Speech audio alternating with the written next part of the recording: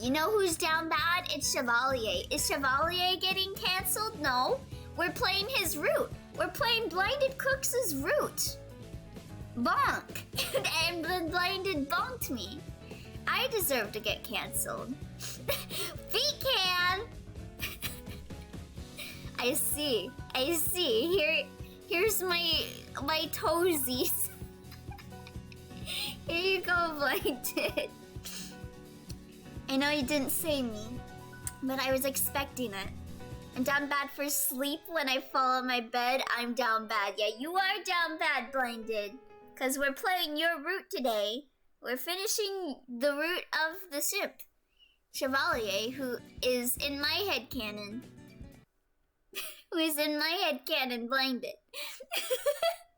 So yeah, let's get going and let's get the good ending with Chevalier. Let's go! My route, your route! It is! Alright, let's go everyone. You mean Chevalier? No, it's not me. It's Twat. Or not, it's not Twat. It's Blinded. It's Blinded's route. Excuse you. Okay, here we are. I think we're pretty close to the end of his good route.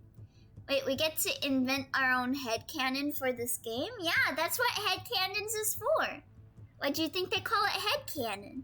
It's the cannon inside of your head. Well, aren't you a sight for sore eyes? Here we go. I think we're near the end. We're here to stage a daring rescue. I rush to Chevalier and wrap my arms around him. He puts a hand on the small of my back and smiles down at me. I thought headcanon was a weapon for warfare. What? Nani? Nandata? I strapped a cannon to my head. I thought that's how it worked. You guys! No! I mean, I guess that could be a head cannon. But that's a cannon with two ends. I'm talking about head cannon with a one end. Not N-N-Y. N from Pokemon. It's a cannon. What else do you use it for? Elio, say root again? Root? How did I say it? Did I say it root or did I say it route? We're going to get you out of here, princess. How did you both get in here? With the power of magic. Elio, I was gonna make the N-N-Y joke. I beat you to it. Get that mind link. Let's go. The mind link strikes again. Let me move myself over here for a second. One N, I hope that's the only N I have to deal with. He's the best N. Dramatic, even at a time like this. Speaking of N, I was looking at Pokemon Master characters and looking at all of their like alt outfits and stuff. And I was looking at N's outfits and I was like, he's so pretty. I love N so much. He's the best N again. Elio's blush face is so cute. Wah! Thank you. What about this one? What about this one? Cause it's like embarrassed. Dramatic, even at a time like this. Elio is more handsomer. Oh my god, what? When I play an otome game, do you guys decide to hit on me more often? Oh my god, oh my goodness. Too much adorableness. Y'all! Ooh. Use the wrong emote. But my favorite is when Elio looks mad. Oh, like this? Do you like it regularly? Or do you like it with blush? The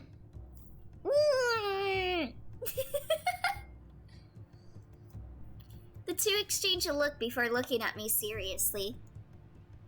Parfait, Waltz, the Knights, and Karma are all here. We thought we'd just be fighting witches, though. We weren't expecting the Knights. Yes, with the blush. Oh, we got random voice mod. Hold up. I didn't get my voice mod up and going, so let me get that up and going. Psycho! Isn't he always mad, or is that just when I'm here? I'm not always mad. Only when you're here twice. Hold on, let me bring up my voice mod. Give it just a few moments to load up. Psycho. It takes a bit. No matter what we said, we couldn't get through to them. That chokes out, yeah. They're under a spell. Mithros. God, I love Mithros though. He wants to release Mother. I don't like his obsession with Lucid's mom, but he's like a baddie, you know? What you drinking? Oh, thank you for the hydrate. I'm drinking Wawa. I'm drinking water. Does anyone else call water Wawa? Sometimes I'll say that. I'll be like, hey, Uncle, can I get some Wawa from the fridge? You're just jealous of Lucid's mom. Maybe. MILF Hunter? He is a MILF Hunter! Wawa. Okay, Waluigi. I like to call it Wawer. Waru. I also like to call milk Malk. Can I get a cup of milk? Okay, here are, oh god, what is this? Okay, here are the voice mods available for you today, Psycho Thunder. We got Banana, the Spellcaster, Voice Enhancer, Custom Pitch, Magic Chords, Cathedral, Spaceman, Santa, Out of Range, and Frankie. Those are your choices for today. Malk. The Wawa is a convenience store in a lot of states. Really? I didn't know there was a store called Wawa. Spellcaster, I hardly know. A Spaceman, very good choice. Okay, give me a moment.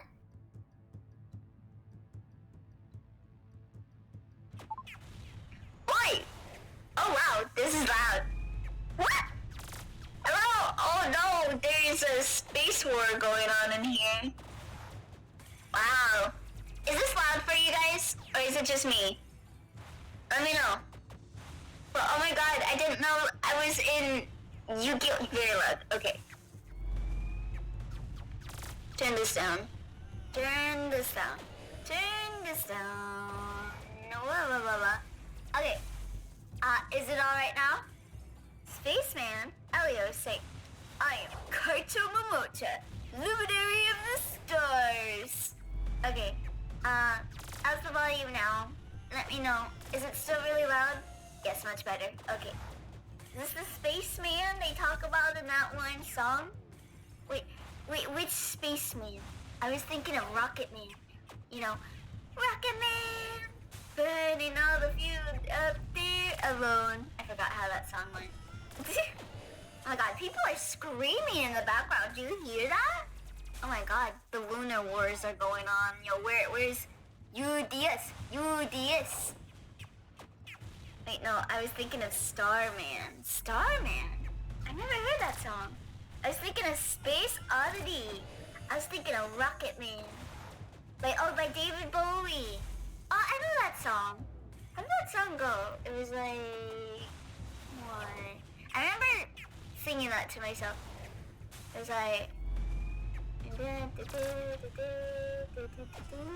no, that's a different song. That's a different song. No, I was thinking a different song. Starman is also a David Bowie song. There's a Starman. There's a Starman. Rocket Man. That's Highlight Pumbaa 69. Hello, welcome. Alright, back to the game. He wants to release Mother. Both of them look at me with confusion. What? Mother's still alive, just inside the Tenebrae room. Mithros wants to bring her back. Wait, she's inside Tenebrae from Tales of Symphonia? That is impossible. The queen is still alive. I thought they were gonna try to like resurrect her and like do like a, what is it, like Full Metal Alchemist thing by like transferring her soul into like Lusette's body, but I guess she's still alive inside of the crystal thing. Chevalier looks worried, while Dolores' expression is more rigid and resolute. I'll be honest, every time I hear Mythos, I think Mythos, so I prove that to this Phodia reference. I have to catch myself from saying Mythos every time I say Mythos. Got bored by the tenebrae. Damn, got eaten by the dork cat dude from Symphonia. We cannot let that happen. I don't know how the queen would be alive in the first place, but okay, it's been 6 minutes. Let me turn off Spaceman, Rocketman.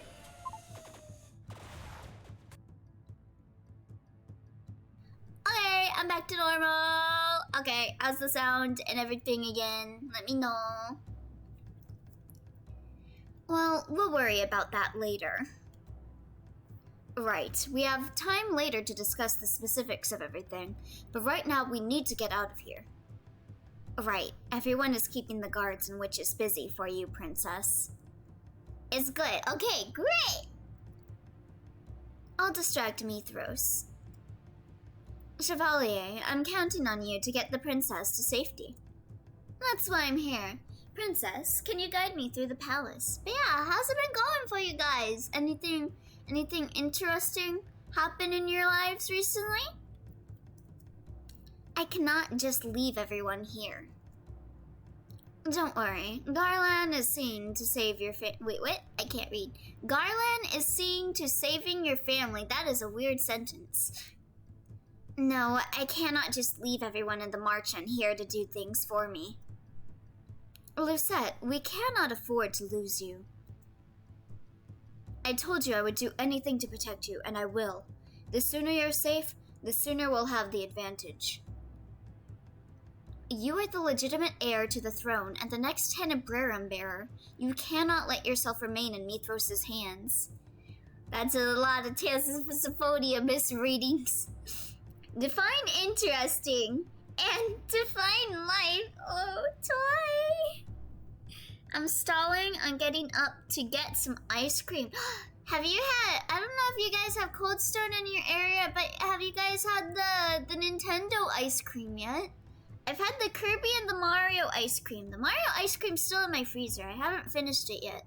But I'm planning to get the Animal Crossing ice cream tomorrow. After work, because I have a morning shift tomorrow.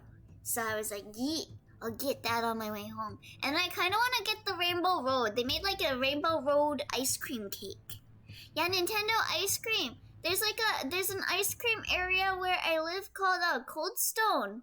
And it's an ice cream place, and they're doing like a collaboration with Nintendo to have like ice cream based off of Nintendo IPs. So like Kirby, Animal Crossing, and Mario. I don't think it's available in my area. Oh, that sucks. I don't have a Cold Stone or even a Cold Zero. But yeah, the Kirby one is like strawberry ice cream with marshmallows, caramel, and like chunks of strawberry. I had it and I liked it, but like the strawberry chunks were like super frozen and hard. So I didn't like that.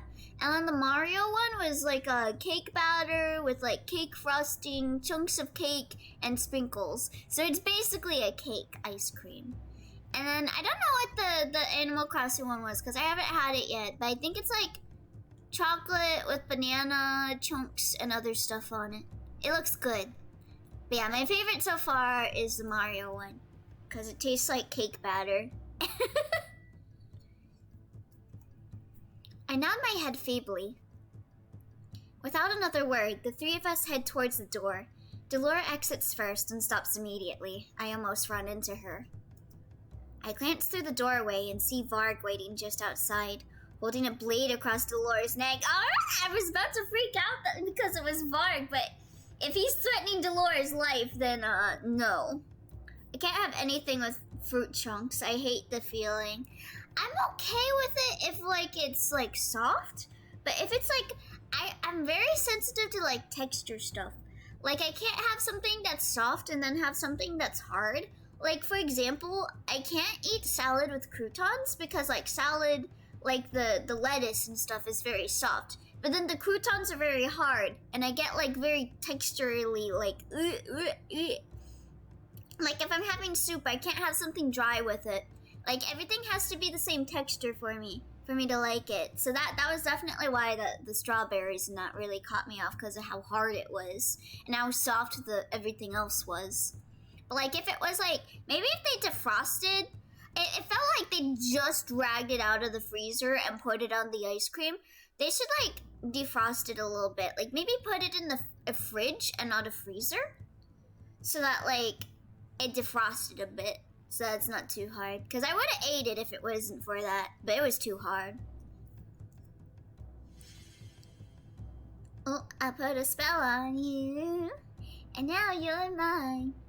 Delora holds up her hand and deflects the sword as it slides harmlessly past her neck.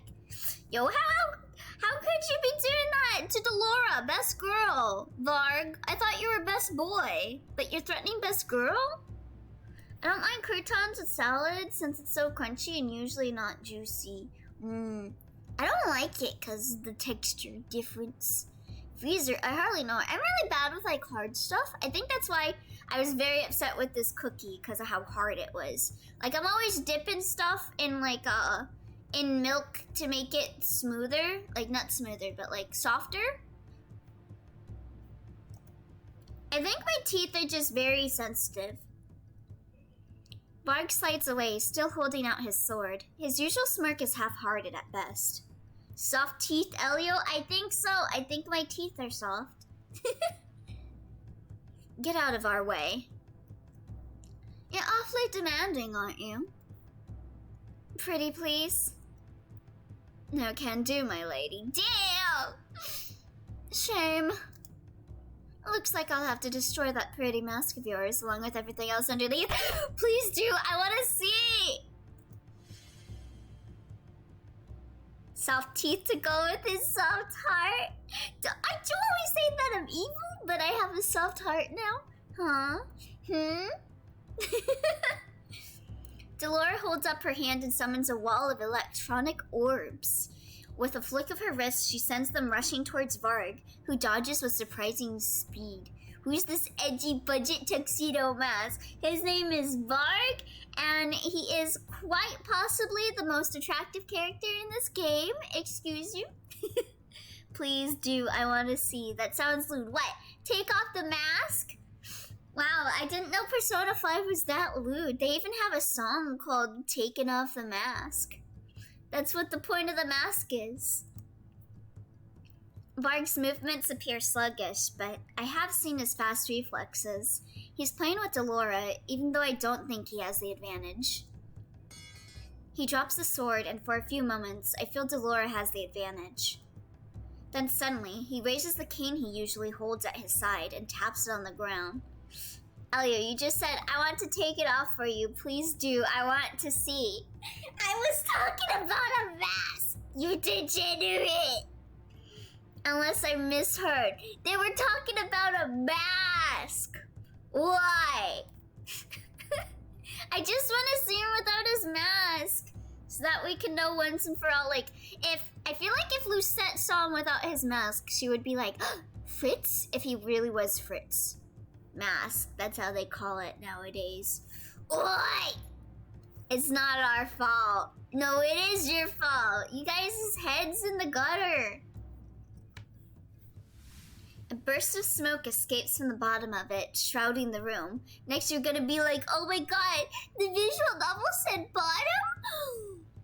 Blushing emoji. An enchanted cane. Gutter? I hardly know her. And that's exactly why you're gutting her. Because you're a serial killer. An enchanted cane? You're not the only one with tricks up your sleeves. Delora! Elio Abadam? The visual novel said Elio?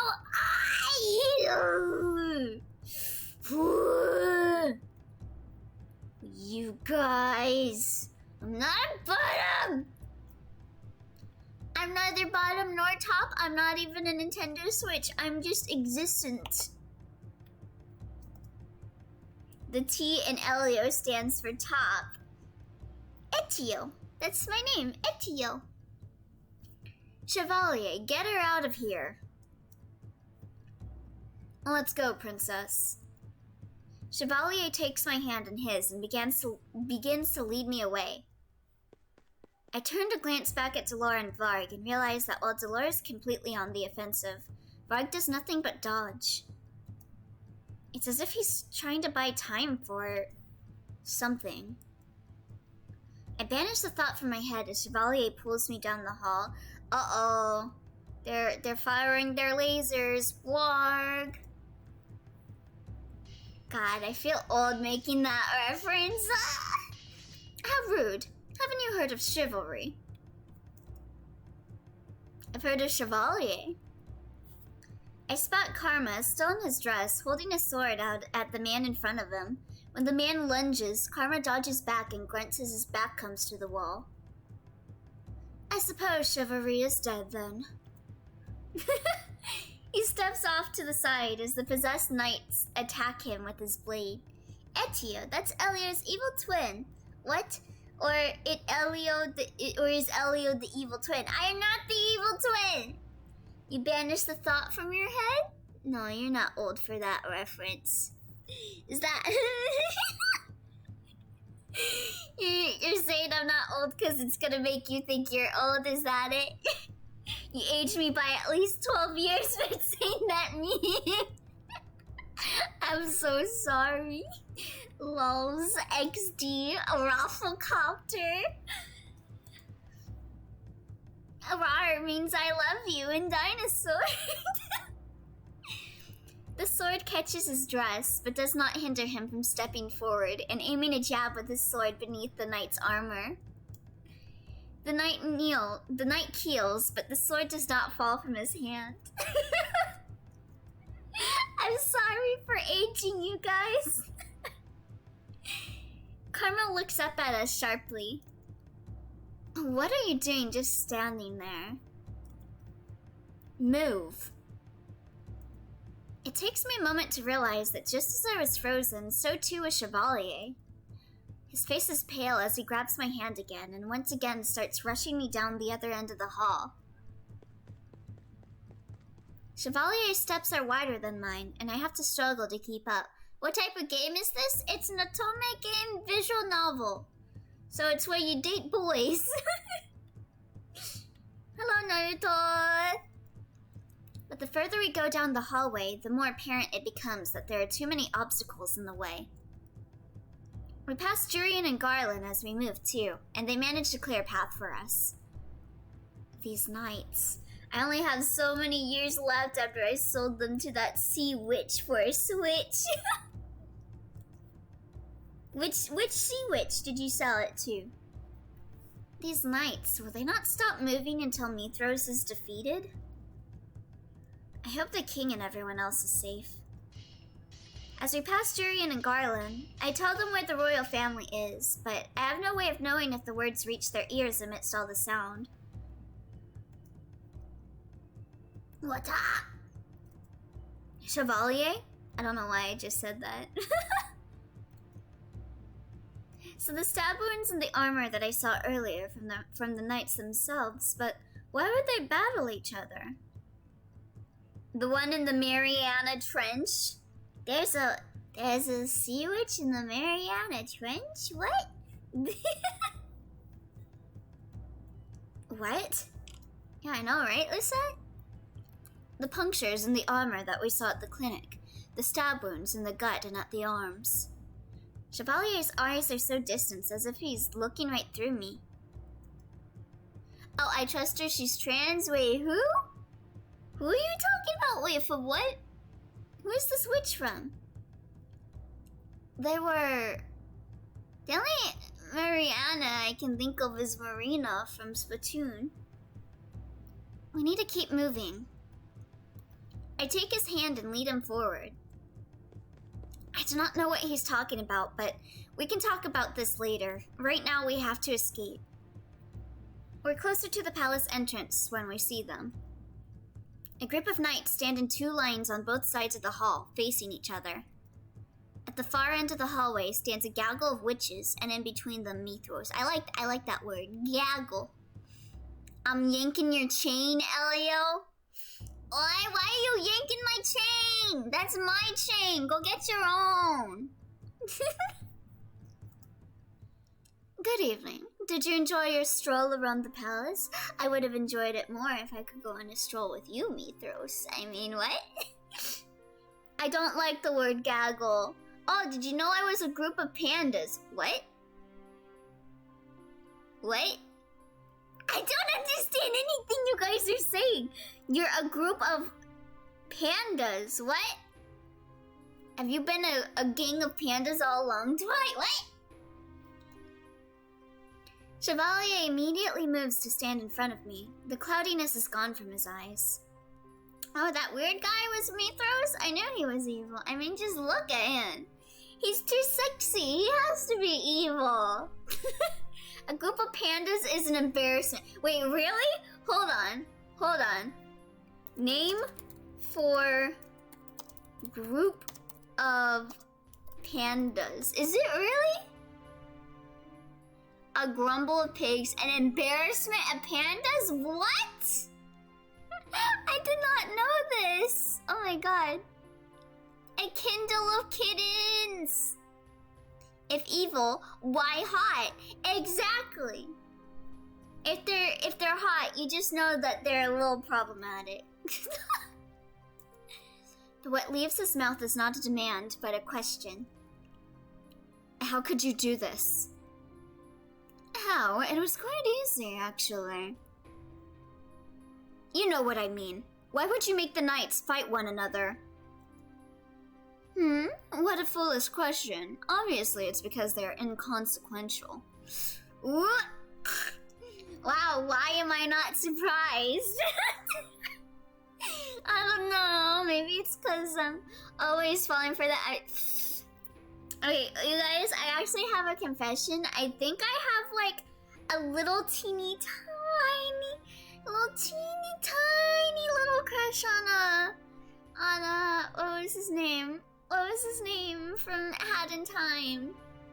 I don't know why. I think his name is Squelcher in my head. Why? No, his name's the Snatcher. Why did I think his name was the Squelcher? Yeah, I liked the Snatcher from Had in Time. I think I have like a little crush on him. On a stage, some pawns exist as easily replaceable extras. I'm interested in keeping only the actors. In the grand scheme of things, the extras aren't needed. In fact, I can make them do whatever I need in order to get the best performance. He snaps his fingers and the knights raise their swords. Elio being a problematic fave, it means he's also attracted to problematic faves. See, that's my problematic character trait, is that I'm attracted to problematic faves. Only in the bedroom. Gee, how shocking. The Squelcher! I don't know why I thought his name was the Squelcher. He's a Squelcher because he makes me squelch. Just kidding. What does squelch even mean? Squelch. Make a sound. Oh. Squelcher? I hardly know words. Oh, tense, thinking that the knights are going to turn to us, but they never do. Elio's dumb having the same sense of humor as me. Squelchers is the new name for Elio fans. Hey yo, hello Squelchers, how you doing today? Keep squelching, my dudes. Here is an interlude for you to enjoy. The knights are attacking each other? The sound of metal ringing against metal fills the air. The Knights of Swords arch, dive, and stab. Mithros watches from behind them, the sly smile never leaving his lips. The two of us can only stand there, stunned into silence. It isn't long before we can see red. Ooh, that's some blood. The smell of blood begins to linger in the air as swords cut through flesh. Abruptly, I snap to my senses. I attempt to move forward, but Chevalier remains firmly grounded. Firmly grasp it. Chevalier! I heard many things about the doctor working at the clinics. I heard that he was a volunteer who had assisted in helping the injured during the Great War. Wait, really? I also heard that, until just recently, he had been cursed. I knew immediately upon seeing you that you were that volunteer. I suppose it is unavoidable that you and the princess know each other, but to think you would be so close. Chevalier just stares blankly ahead. He looks almost like he's under a spell. His eyes are glazed. It must be like trauma. Yeah, oh god, I didn't know he was like a war doctor. No wonder he's getting this glazed look. I would imagine working in like traumatic situations like wars would result in stuff like this as like a reaction. Oh god, there's jam! Oh yeah. Firmly grasp the Elio. PTSD, yeah, he must have some major PTSD from being a war doctor. I continue to call his name. His eyes follow the sword movements of the knights. He does not even spare me a glance. Have I unraveled the doctor? Unravel cool. See it, Deo, see it, Deo. Not like mother. Ooh, let's go. Chevalier, don't listen to him. Just look at all of these men you cannot save. All of these men dying before your eyes. Chevalier, we have to get away from here. How many people have you really saved? Is the grand scheme of things. You have no talents. What do you mean? He knows how to kill someone by going for the jugular. That is why you sought help from a witch. I'd like to get your help, Mithros. Mithros' voice is oddly calm, and I can feel some sort of presence in the air that's different from normal. A knight plunges a sword through another's gut, causing him to lose his sword. The sword skitters across the floor, gleaming underneath the moonlight. That's not the kind of talent he wants, Elliot. Okay, true. True. I mean, who would want a talent like that? I mean, I guess some people do want to save people with that talent, but also there's like that whole thing of like, in order to be a hero, someone else must suffer kind of thing. Where's his evil mustache? Needs one so he can twirl it. No, he'd look worse with a mustache. I don't like evil mustaches. Okay, I'm like 99% sure that we'll have the start of Elios and Puden today at this rate. It always seems to be the Cinderella phenomenon streams. I look desperately at Chevalier and realize that the magic is already working its way into him. He does not say anything except for Mithros, who's still smiling at him from behind all the knights. I wish all I could see would be Mithros. I glance at the sword, remembering what Chevalier taught me. Mithros is unguarded right now, but I have better judgment than that, and I told Chevalier that I was going to steer clear of the burden of taking someone's life. I have a promise to keep. I gaze up at Chevalier and realize that this is how he looked every time he regained a memory, like he was stuck in his own mind. There's only one thing I can think of to get him out of this trance. A kiss! I clench my hands into a fist. Oh wait, no. Beating the shit out of Chevalier. Alright, let's go. I can get behind that. And I punch Chevalier in the face. Ow! God, it's my face. Mithros would fit in perfectly with those dastardly evildoers that would tie young maidens to train tracks. God, I wish he would tie me to a train track. I just entered and the first thing I hear is, but he knows how to kill. Excellent time to come in, Jelix. Welcome. Elio, a kiss. Lucette, I clenched my hand into a fist. Elio, even better.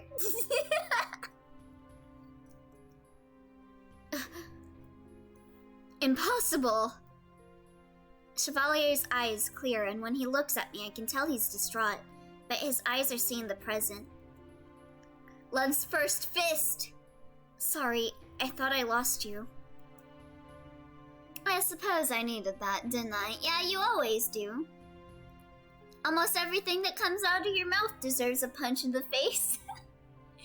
Chevalier smiles sheepishly. It's fleeting and gone by the time we both turn to Mithros again. Chevalier looks straight past the still fighting knights. If this bothers Chevalier, which it must, he hides it beneath a neutral expression. How did you break my spell? You cannot even use any magic. It's Love's first fist! Fisted? Oi, oi! Go to horny jail! She didn't break it with magic. She broke it with the power of love. Yeah, Love's first fist! Elio simpooted. We got our next part. Oh boy. I stare at him skeptically. We both know that is not true, and I know Chevalier well enough to know that he does not mean that. But Mithros looks furious. Go to Horty jail right as I send that clip. The power of love. Love, huh? As if some fairy tale love could save you from this predicament. Princess, you're a witch. We feed off negativity, off of chaos and loathing. Love serves us no power. We got a bot. It's been a while since I got a bot in chat. Let me... Yeah, incoming robophobia.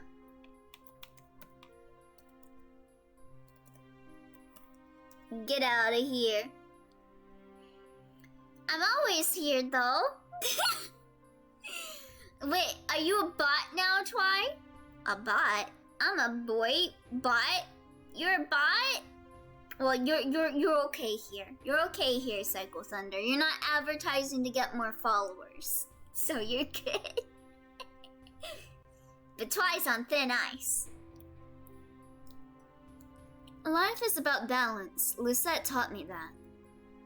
And though I might not be able to uphold a balance of negatives and positives myself, I'm at least going to try. You could try to do the same. Maybe look beyond your depressing life and start reaching for something that gives you happiness. Ooh. I'm a bot, you're a bottom, that's why we get along. I might be in Canada, but I'm not on ice. Well, you're gonna be going to Disney's on ice soon, Twy. Son of a bitch, I was putting my plate away. It's all good, Dwarf. I got it. But thank you. The bots always come when you least expect them. Something that won't plummet you back into the same darkness. Sora! Mithros snaps his fingers and the knights all freeze. Then they turn to us, swords raised. I do not need to be lectured by some lovesick fool. Aren't you lovesick too? By all means, cling to your love. I will show you how fragile it is.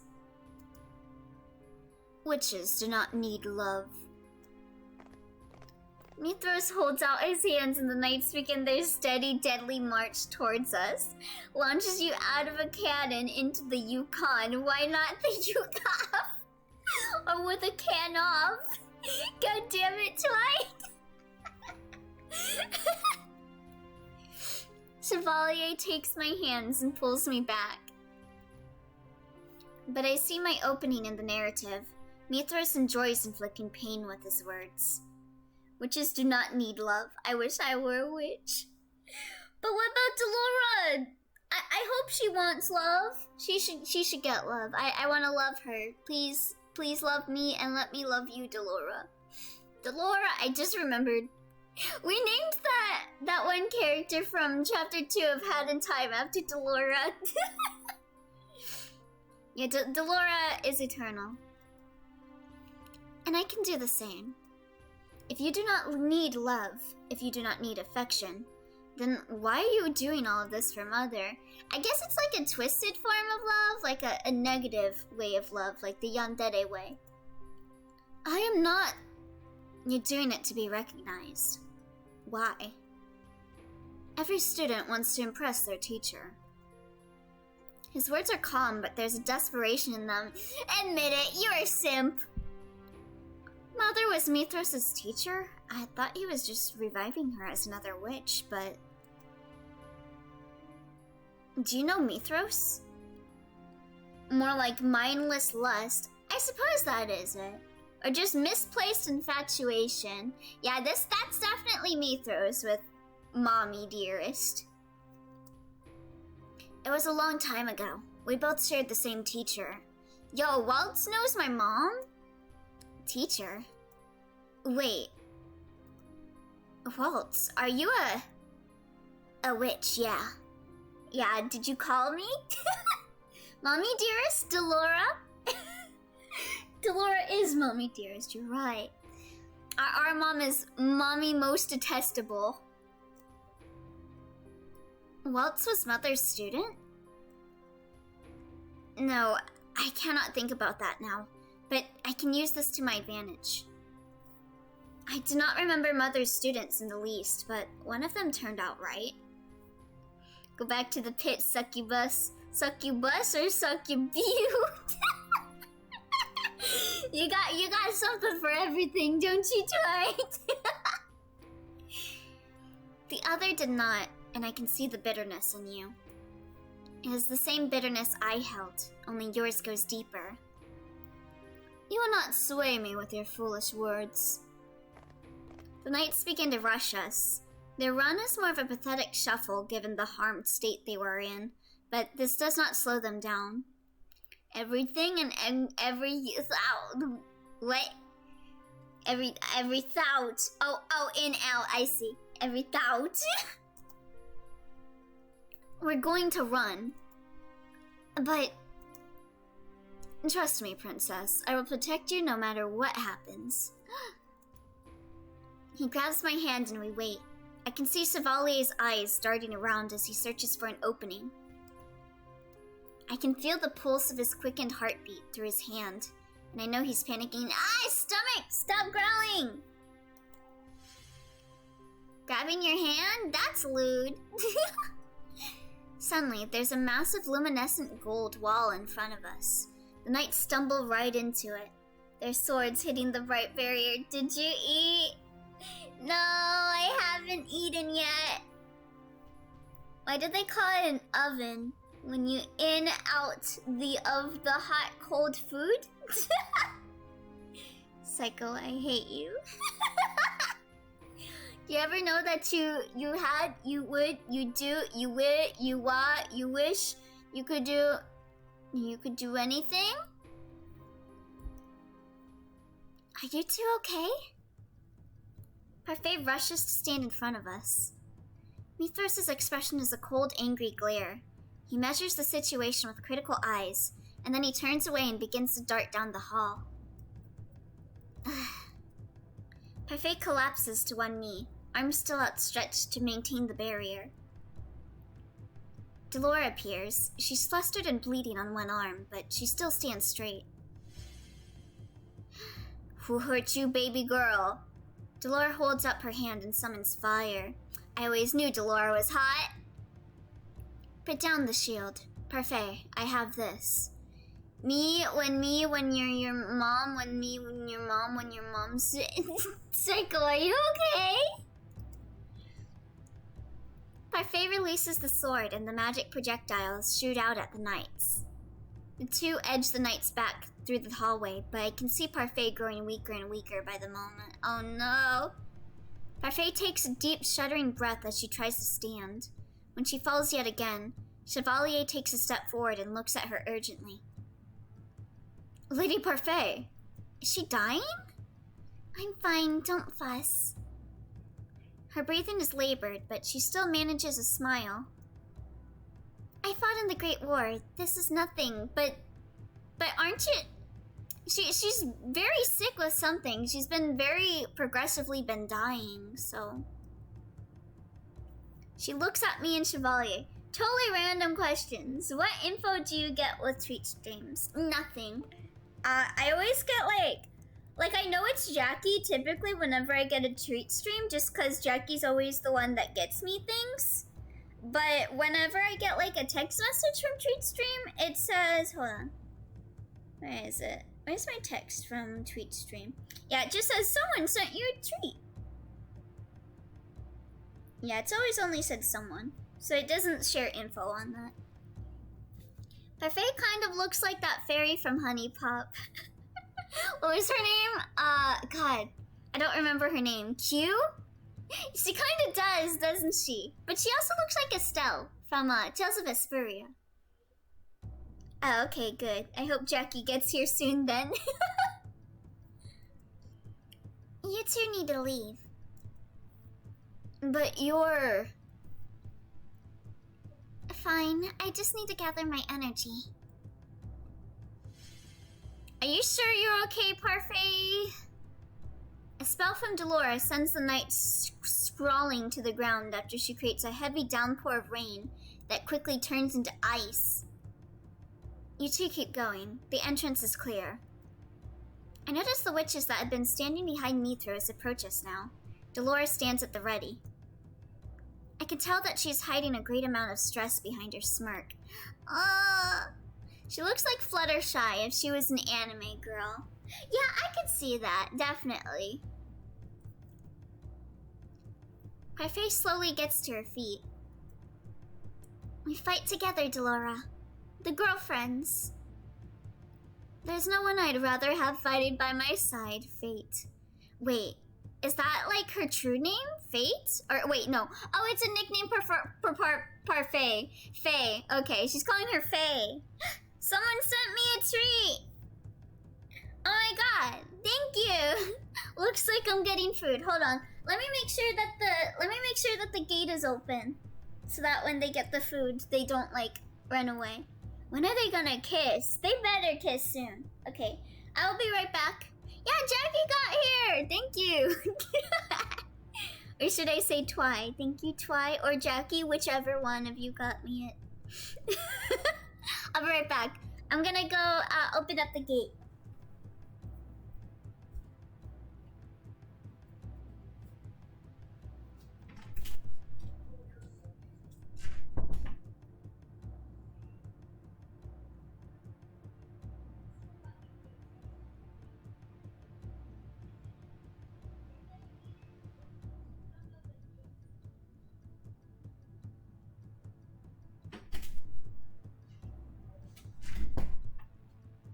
Okay, the gate is open already, so I didn't have to walk that far. Thank goodness. Alright, but yeah, thank you again for the treat. What? Twy would never do such a thing. You know, you're honestly a really nice guy, Twy. We may have like the whole back and forth with us, but you're really nice. So, I could believe that Twy would do such a thing. Because I think Twy is nice. Even if you do certain stuff. Okay, while he's away, let's cause trouble. Haha, I came back way too fast for you to cause trouble. There's no one I'd rather have fighting by my side. Faye? Come on, princess. Well, we still have an opening. I can't believe Elio is lying on stream now. Oh, I just remembered something. Since I saw it, you posted an emote in chat. It reminded me of emotes. I wanted to let you guys know about something as like a heads up before I do it. So I commissioned someone. Let me pull up their art so you guys can get a feel for their art style. But I commissioned someone to work on some emotes for me to replace some old emotes. So this is the artist that I commissioned. Let me save. This is just like an example of their art. But I'm going to be using their art to replace 2 emotes that we currently have.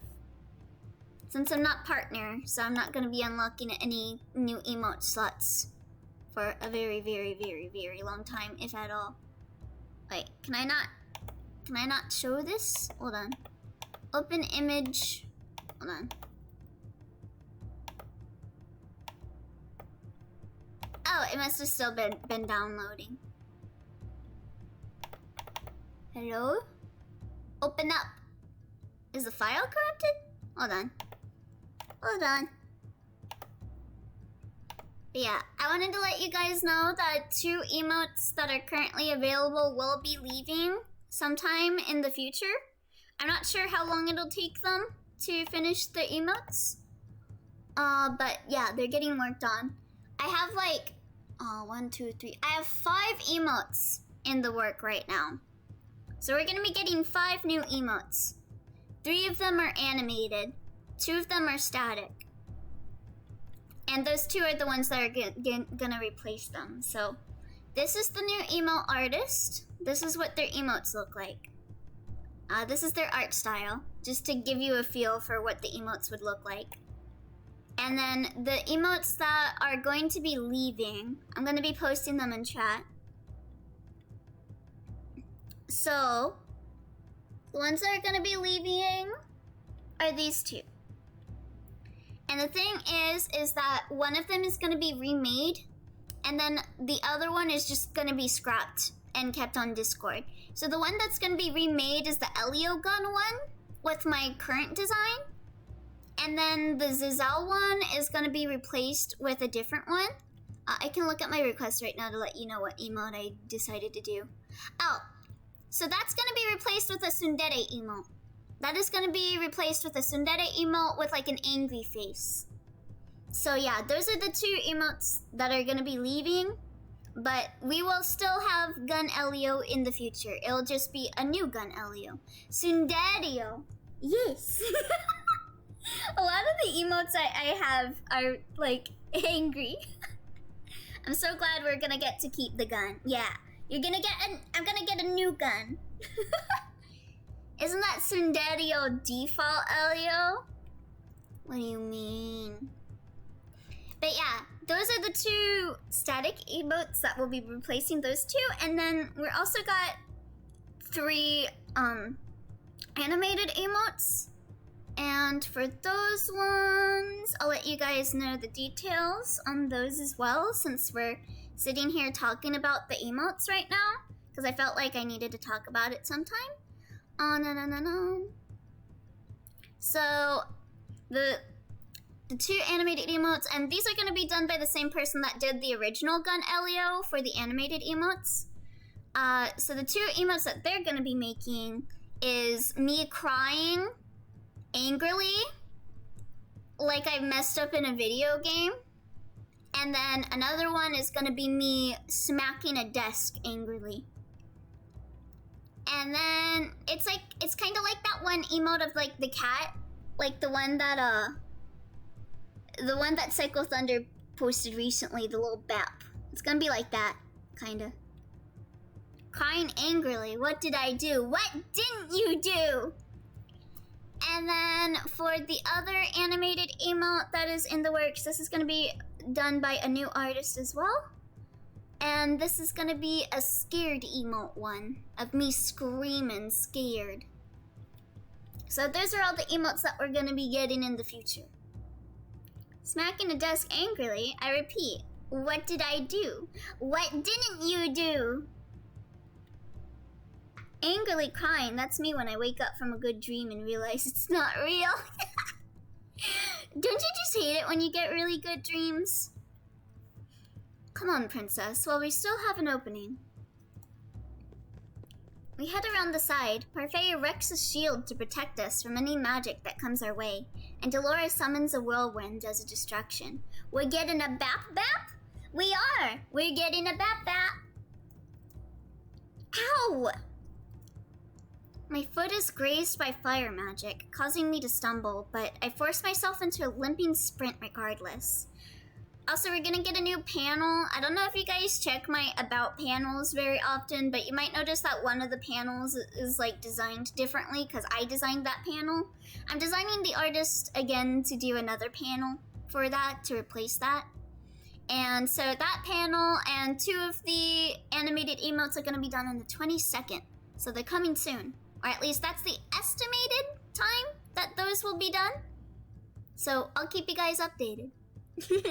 Elio said erect. I was gonna make a joke about erect, but I knew you guys were gonna say it. This is nothing.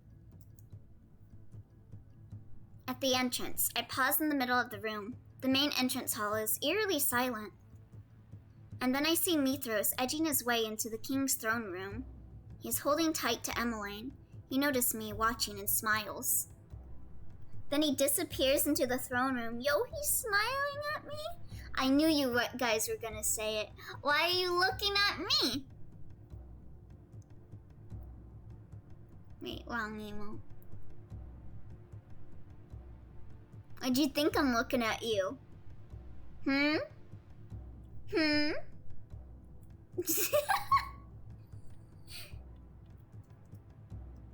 We have to follow him. Princess. He has Emmeline. Because I'm cool?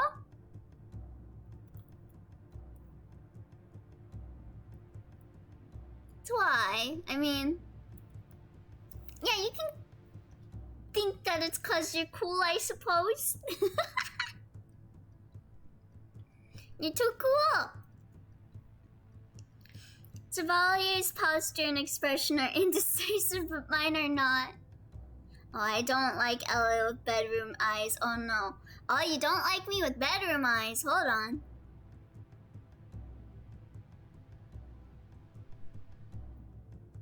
Does this bother you, chat? Does this make you upset, chat?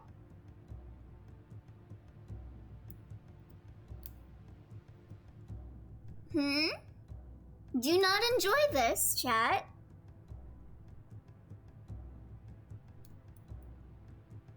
You don't like this?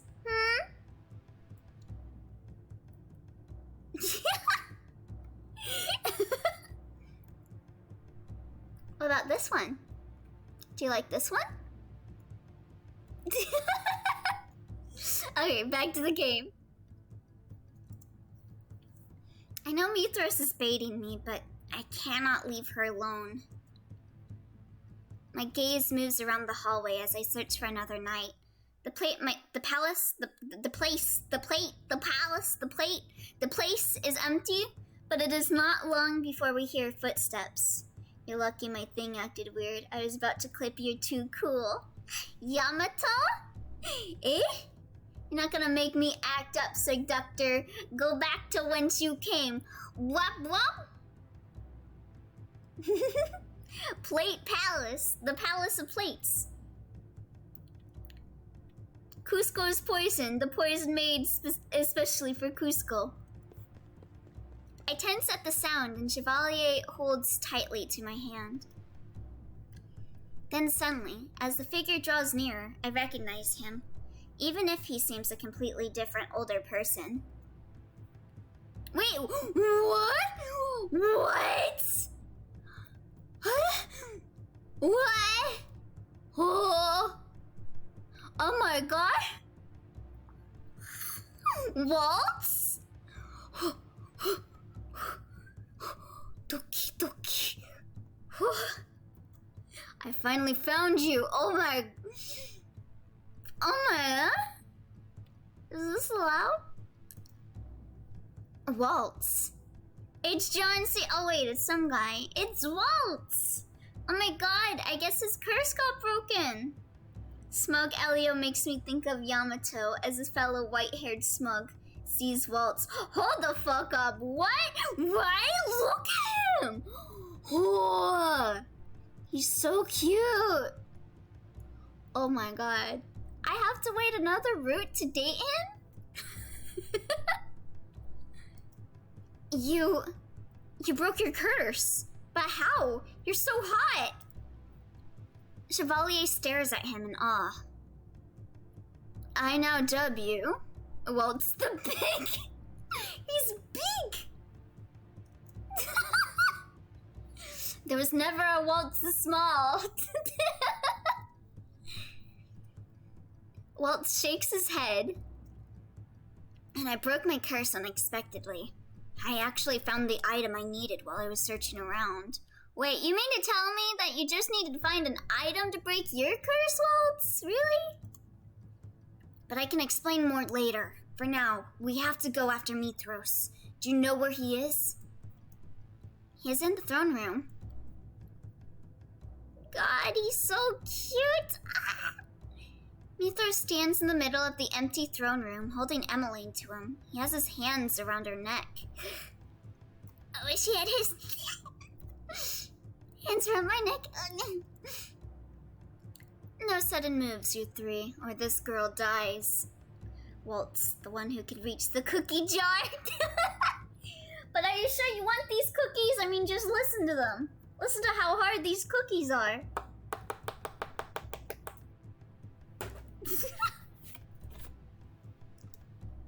And I do know how much death bothers you.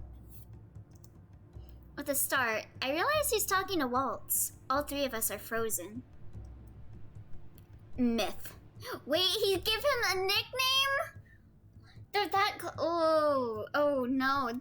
There's some, like, calling him Myth?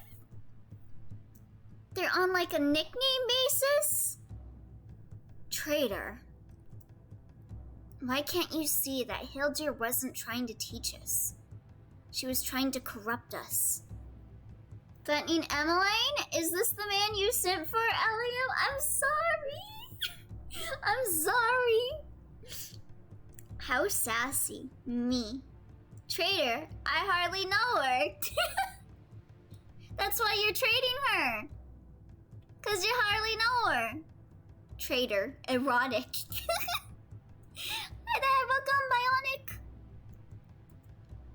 Silence, traitor. You betrayed her. During the war, you betrayed our own teacher. Betrayed? Hildur was corrupted. She cannot be saved. How dare you use her name?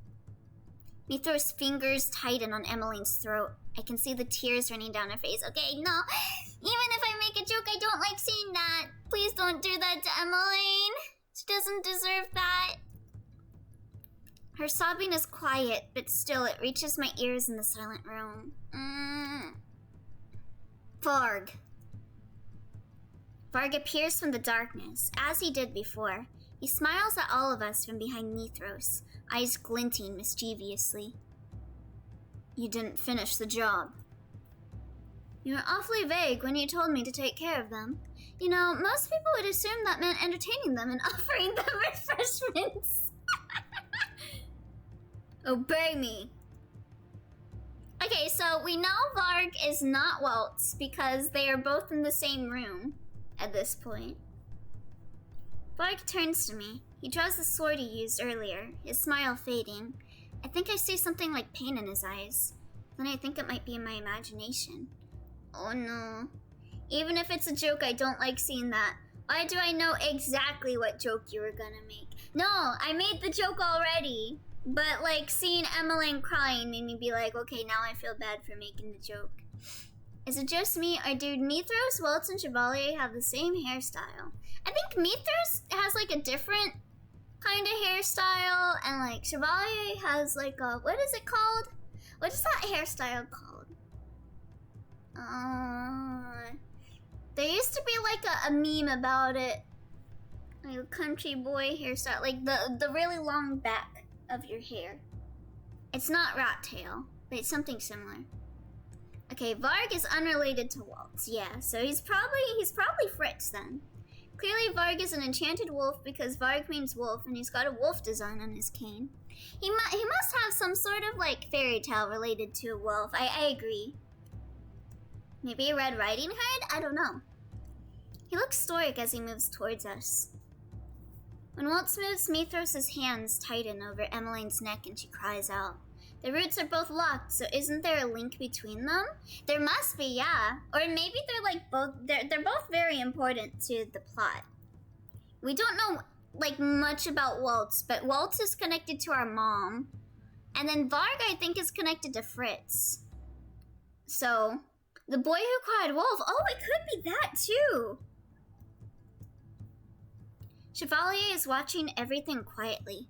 The concern in his eyes is muted by the urgency. By the way, what's your guys' favorite, like, fairy tale?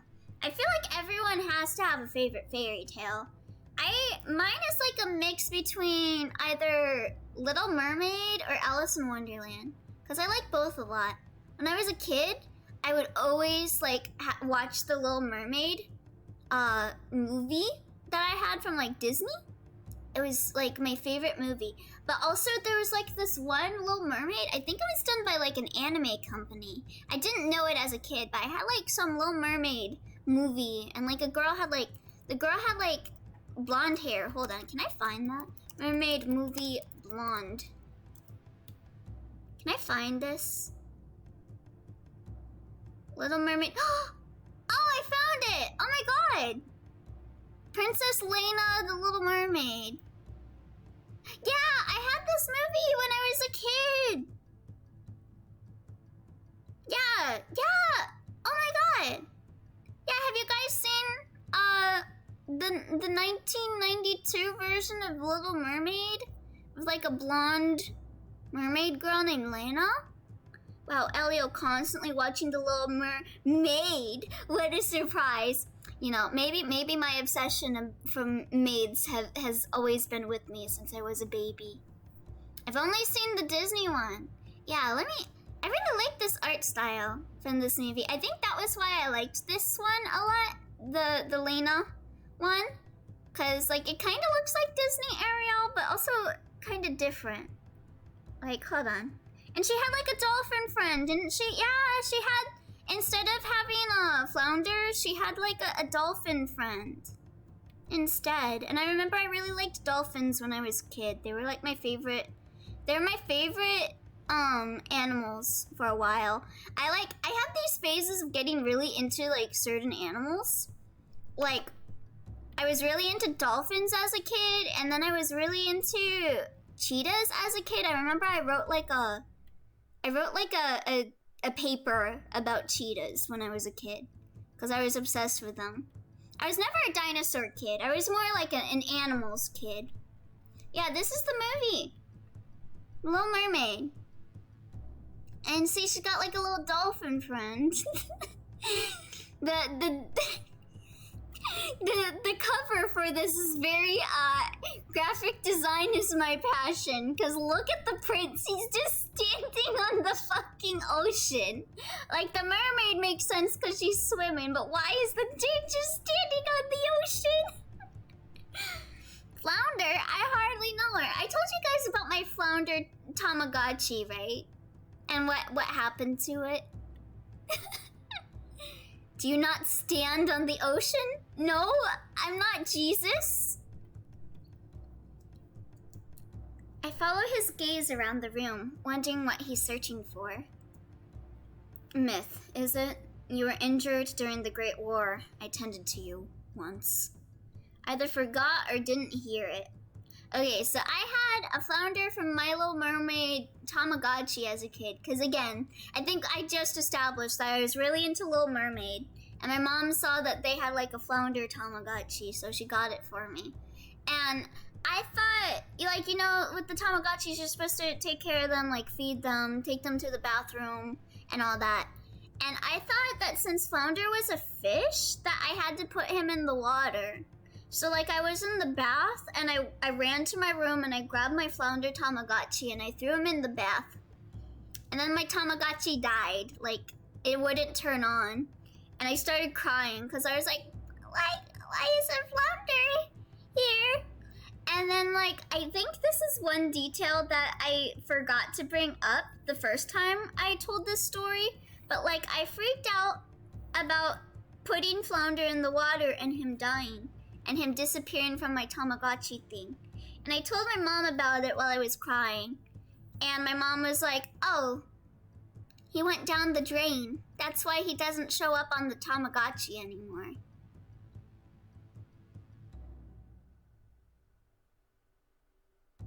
That was the reason my mom told me for why my Tamagotchi didn't start up anymore. Why didn't you just say you put it in the water? You're not supposed to put electronics in the water.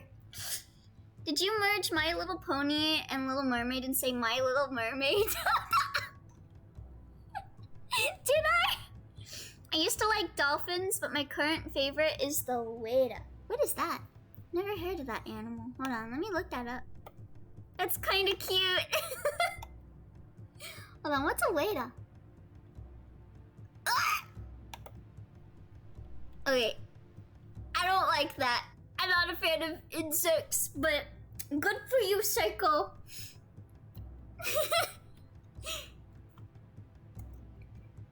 Stabbed in the stomach. You needed stitches for it. I feel Mithras' confusion before I see it. For just a few moments, though, his gaze is centered on Chevalier, his eyes probing him for information. Hey, how about you stop being evil because I saved your life, huh? No one came for you. Your teacher must have thought you were too weak, that you would die. Ooh. Flounder escaped down the drain. He did! That's what my mom told me.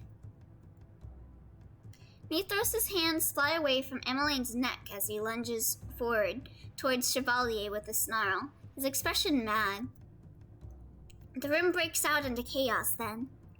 I feel the rise of magic beside me as Waltz readies a spell, the tension in Chevalier's body as he prepares to shield me, and lastly, I see Varg zip across the room. Everything goes right.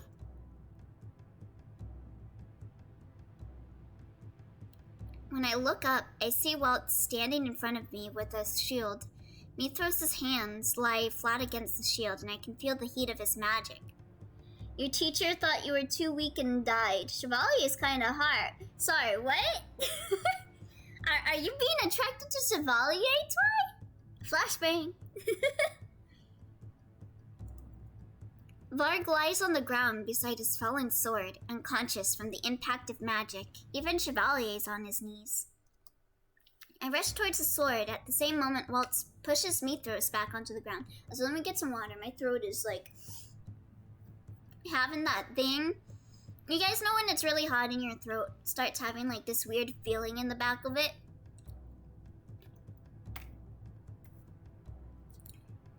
Every day I descend further to being called Twy.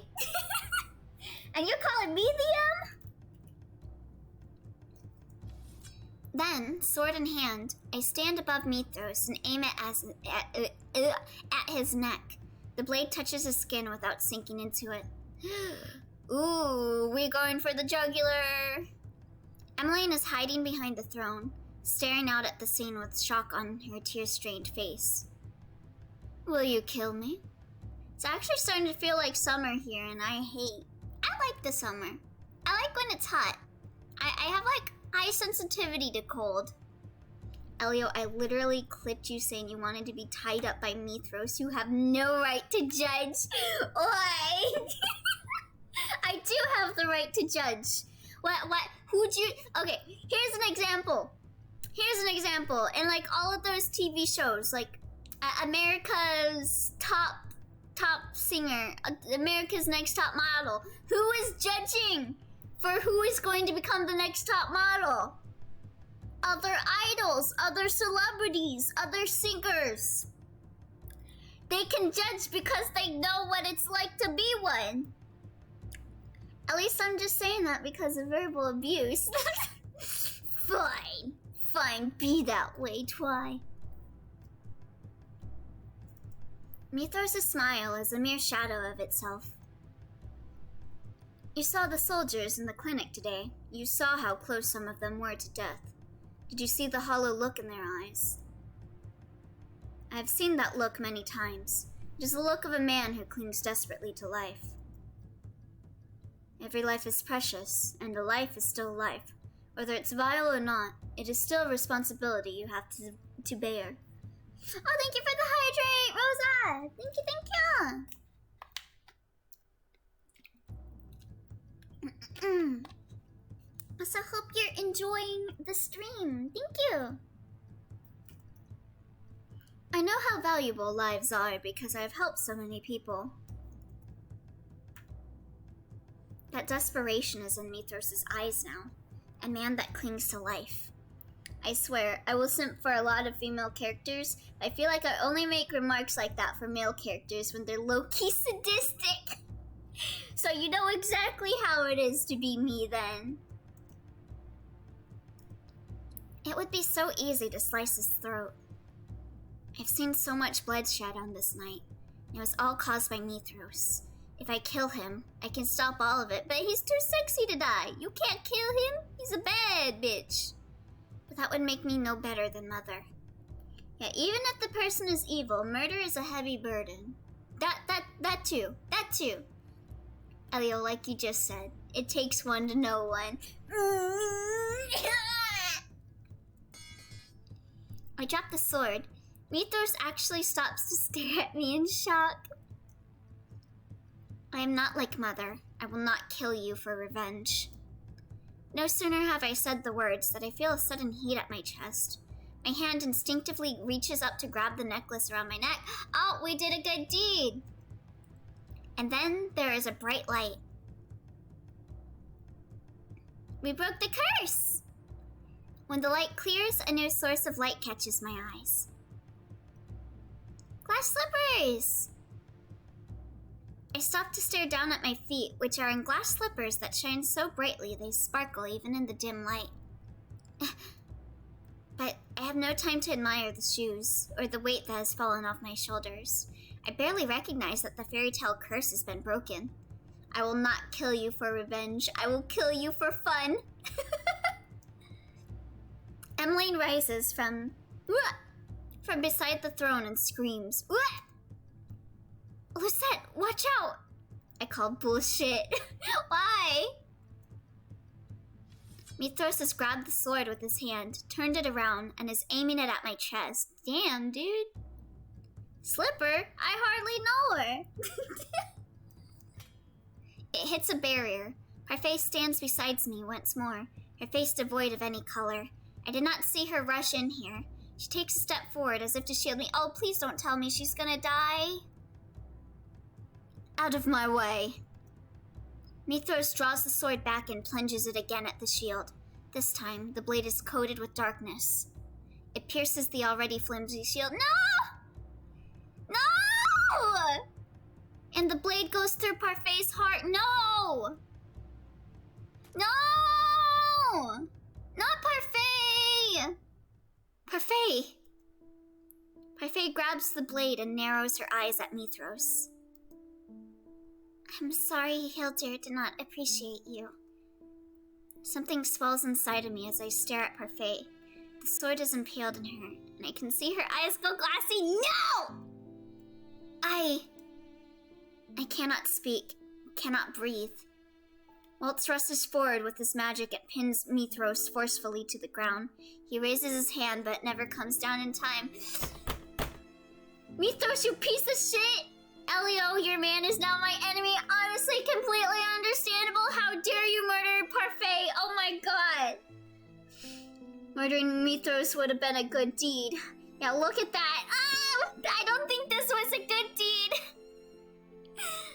Delora comes in and takes away my glass slippers. Oh. Parfait literally means perfect in French. How could you kill Parfait? My sword strikes past his shoulder, right at Mithros' neck.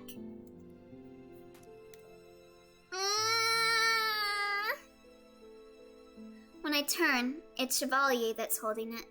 His body shakes as tears run down his cheeks. I can only imagine, because he spent so long, like, healing Parfait. To, like, see her life get lost like that. It's probably really upsetting. Barbie need to go on Amane's route and beat the crap out of someone. No. Naoya does not deserve to be beaten for Mithros' crimes, okay? Please, understand. Naoya's reasonings for being evil is good.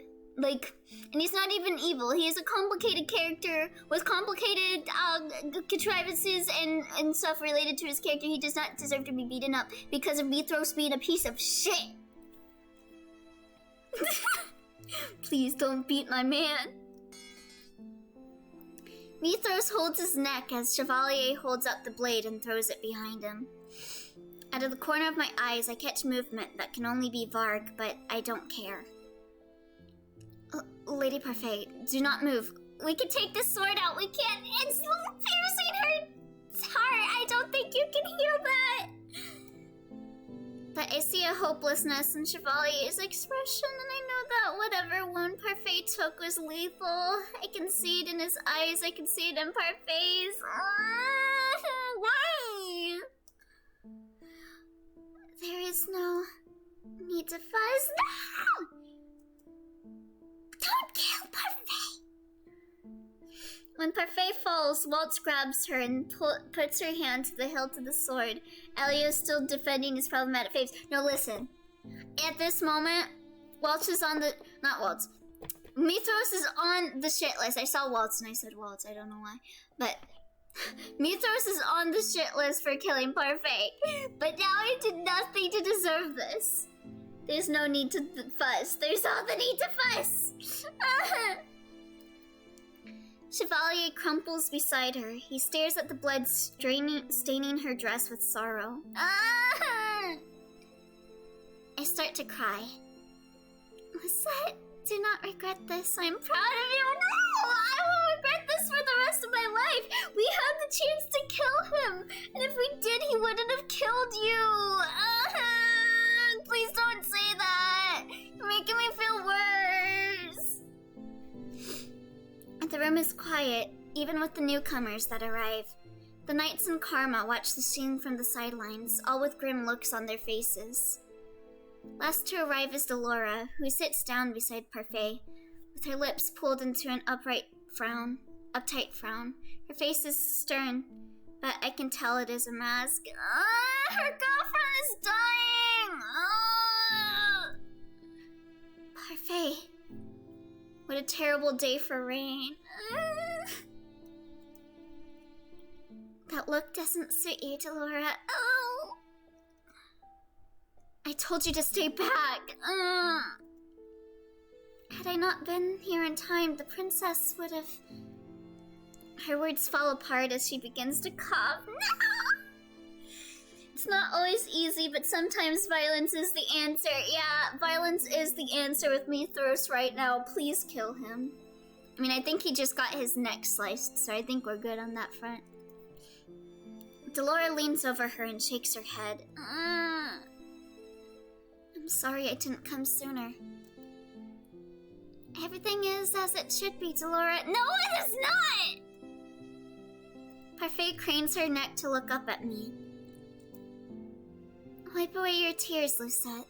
What you did was a good deed. You mean to say there is a sequel to this game that takes place after the end of every route, and Chevalier's is just not gonna have Parfait exist in it? I can only imagine how the people who had played this game felt hearing you simp for him. I am so sorry, especially to Parfait fans. I did not know that he would kill Parfait. I am so sorry. I'm so sorry. I've seen the error of my ways. Mithros is a piece of shit. Question, Mithros. Answer, violence. Being hot does not excuse killing very cute girl Parfait. Especially because she is Delora's girlfriend. I can't believe that my simping for him has torn these two apart. Especially to Parfait fans. You mean everyone? Yes, everyone should be Parfait fans. What you did was a good deed. You spared a man's life. No, it was not! I deserve to get a piece of my glove slipper taken away for that. But life is not a fairy tale. Humans are good and bad. No, it isn't. But the fear of death makes a life even more valuable. Do not worry, Princess. I chose this. No! That doesn't make me feel any better. It just makes me feel worse. Parfait smiles. It's mystifying to see her smile when her body is slowly crumbling away in Waltz's grasp. Parfait's body is what gives out first. Her eyes go next. They remain focused on me, still smiling. Her body begins to glow as her body slowly fades away. No, don't do this. Parfait. Parfait! Delora turns away. Even if she is not shedding any tears, it's clear that she's heartbroken. Of course she's heartbroken! God damn it. She closes her eyes and releases a shaky sigh. Sweet dreams, my friend. Bad end! I can't believe I've been answering correctly to this game for the entire time, and I still got a bad end. Wow.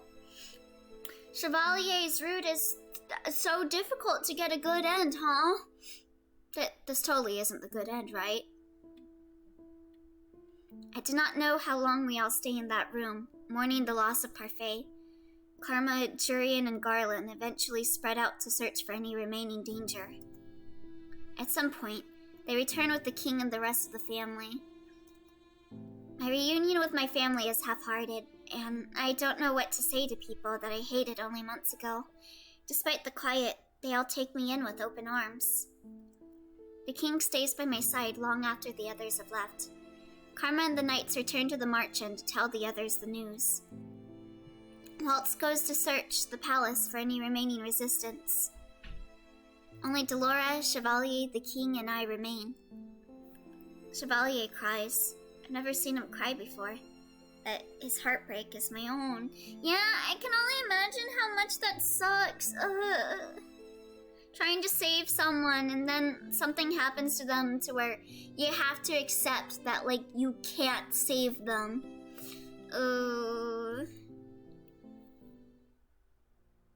What happened was a nightmare, but it eventually ended. Last night, Varg escaped the throne room. No one saw where he disappeared to in all of the chaos. I'm beginning to believe that his faint was a trick. I'm gonna cry into a bowl of ice cream now. Same. I'm gonna cry into my Mario ice cream. Since the night had left everyone so tired, we were offered rooms in the palace. I came to my room with Chevalier, where the two of us attempted to comfort each other with words. Chevalier was especially shaken, being the one to kill Mithros. He was in tears for a long time. Okay, so we're standing Chevalier. Not only has he been trying to, like, heal Parfait for, like, years now, but he also killed the person that killed Parfait. Honestly, standing Chevalier. I'm pretty sure that I must have fallen asleep sometime when we were talking, but I'm lying in my bed, underneath my covers, and though I think for a few moments that must be a figment of my imagination, it's not. Ooh! Chevalier is definitely lying right next to me, sleeping beneath those same covers. BRB, I'm gonna fill a bath with my tears. How did this happen? I pull off the recollection of the previous day to stare at Chevalier's face. His glasses are off, and without them, his face seems strangely empty. He looks vulnerable, almost like a child, except his features are too handsome for that. Chevalier? More like Chevalier! Chevalier! What am I thinking? I slowly put my hand to his cheek and flinch when his eyebrows crease. Moments later, his eyes open. They're foggy this early in the morning. What is this? Have I been woken by my princess? Remember when you said, I'm glad that Mithros is the villain this route? I regret everything. Usually, it is the princess that wakes their princesses. I'll always wonder how he manages to keep smiling like this. Even when he's in pain, he voices a smile. But you are no prince, and I'm not some damsel princess. Let's go. I'm not a princess, not cutie girlfriend. Oh no, don't you know? Chevalier closes his eyes again and sighs. There is only one way to break the spell of sleep. I in a Chevalier mood? How could you be in a Chevalier mood after all of that he has done this route? He killed Mithros, who killed Parfait. Honestly, Chevalier deserves to be celebrated right now. Celebrate, Chevalier! Oh, a kiss? It flashes his lips curl into a mischievous smile. Still, his eyes do not open. I think about what happened last night. Parfait and Mithros' death. Varg's escape. Everyone else's heartbreak. Before I have to relieve the burden, I can afford to lose myself in some happiness. I lean forward to kiss his smile. I break away from Chevalier, startled. This still is the bad ending, though, right? Princess? How distressing. Waltz the Big ruins everything. Cat's the Big. Big the cat. I quickly slip out of bed and Chevalier sits up and puts on his glasses with a yawn. Good morning, Princess, and his eyes widen when he sees Chevalier. Are you so tired that words have abandoned you, Waltz? No, I wanted to see if the princess was doing okay. If you were both alright, actually. He pauses to look at us, his eyebrows furrowed in thought. Though I can imagine just how tongue-tied you must be. You should speak if you have something to say. Walt sighs. I didn't want to bring this up so soon, but it's been on my mind the whole night. It's just... You didn't have to kill Myth. Oh my god, don't do this shit! To be like, oh, you didn't have to kill him. Bruh, he killed Parfait. I think Chevalier was perfectly, like, justified to kill Mithros, okay? Don't play that. Oh, that was my job. Okay. Okay, I thought you were gonna be like, oh, holier than thou. Okay. Your job. I doubt that. Besides, I didn't want to kill him. It was a reaction. Well, it's the big dumb idiot who ruins the moment. The room goes silent for a few moments as Chevalier stares down at the floor. He told me before that lives were valuable. I kill people all the time and people seem to not want me dead. It depends on who you kill. If it's a good girl, then you deserve to die.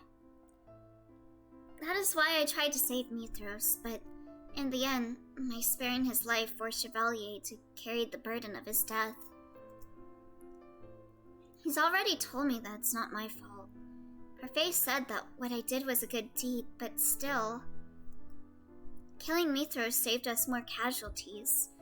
I hope I can convince Chevalier of that. Most likely, he'll wrestle with that guilt for a long time.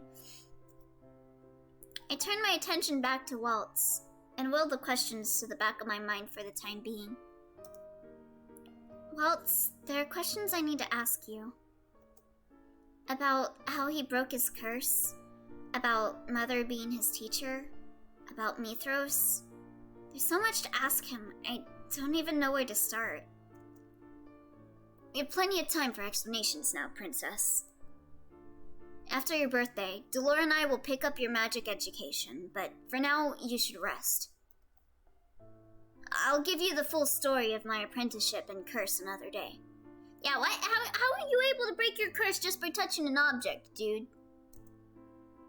But, Princess, Chevalier, I just thought I'd let you know that when Parfait came into this battle, she expected to die. She told all of us that while we were sitting around trying to plot a rescue plan. That doesn't make me feel any better for her death!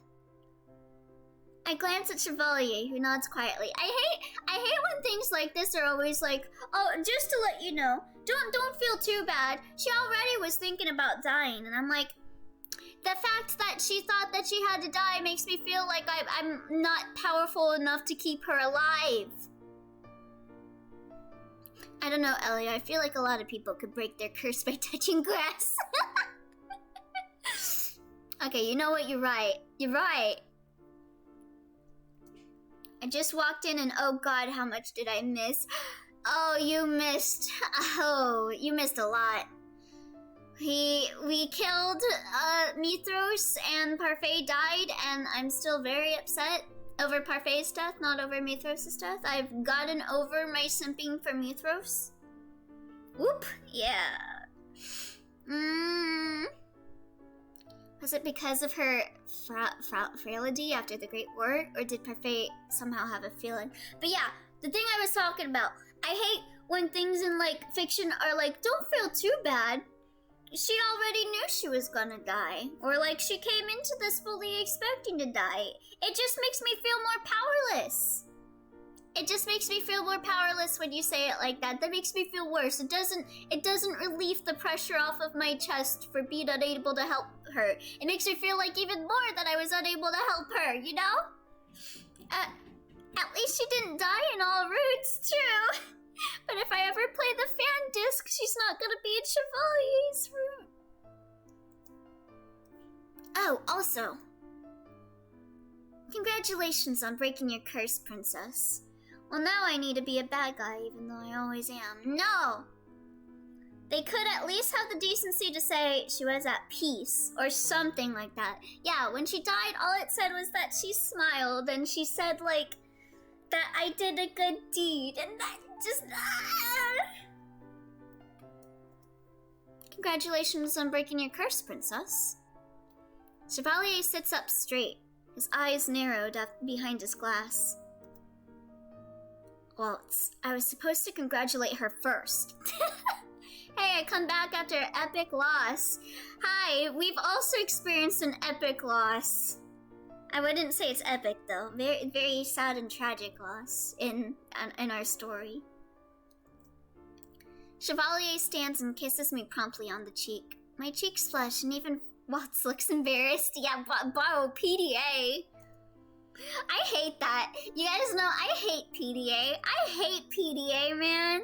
I'm like working at box office and I see a couple come up and they're like making out in front of me before they tell me what movie they want to see, and I'm just like,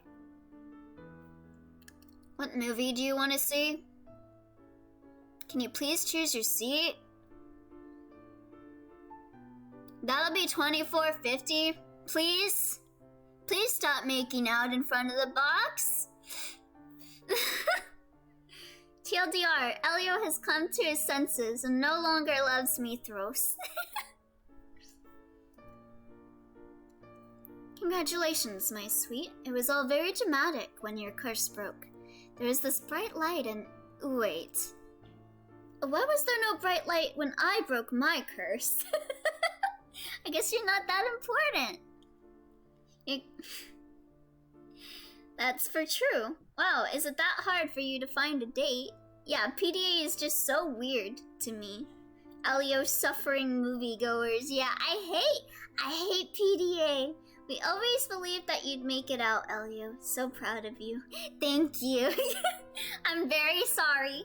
I feel like I had a repeat of all of my Danganronpa experiences of thinking positively of a character and feeling sympathy for them, but then people in chat being like, oh, he doesn't know, does he?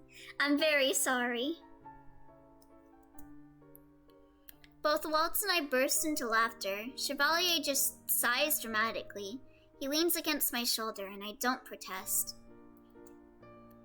I have a feeling that getting through the memory of last night might be easier with him here. If anyone can put a smile on my face, it's Chevalier.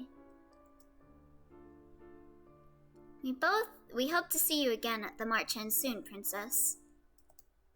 I'll be back. After all, I have friends here. Did I speak falsely? Bro, I cannot understand PDA either.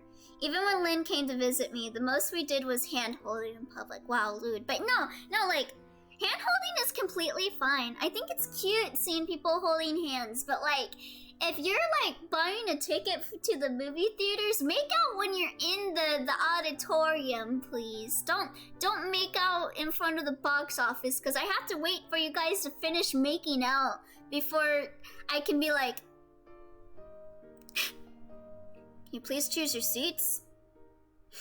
Yeah, that was weird as hell, man. No, of course not. It's the truth. Anyway, I need to get going. I've explained what happened to your father, but you should talk with him privately soon. After everything that happened last night, speaking to the king is the last thing on my mind, but I suppose it must be done. Thank you, Waltz. Doing the double-decker pecker-recker before they even get to the theater. The double-decker pecker-recker, I love that. Hand-holding and hugging are lewd but understandable. I'm gonna be like, are you done with your double-decker pecker-recker? Sir and ma'am? Now? Thank you for that, psycho. Please make out when you get in the auditorium, Eliolepi 2022. Don't make out in the lobby, please. And you, Chevalier, might want to ask for a guest room. But no bed is as comfy as the princess's. You should get a blowhorn when everything like that happens, Elvia. Oh, like, I'm gonna be like one of those, like lifeguards at the pool. Stop making out in the box office! And tell them they're disturbing the peace if they complain. I nudge him without realizing it, but Chevalier just laughs. We promised Waltz that we will see him and everything else in the March End soon. Ahoy, me boy of Bun and Star. Hello, ahoy! Ahoy, Barnhouse, how are you doing? You shucking some corn today? In your farm, a barn? Afterwards, Waltz hurries out and shuts the door. My eyes go to the edge of the bed, where something shiny catches my eyes. Elio, you could always just be an asshole and say, wow, a new partner today? Oh wait, sorry, forget what I said. Whoa! Oh my god.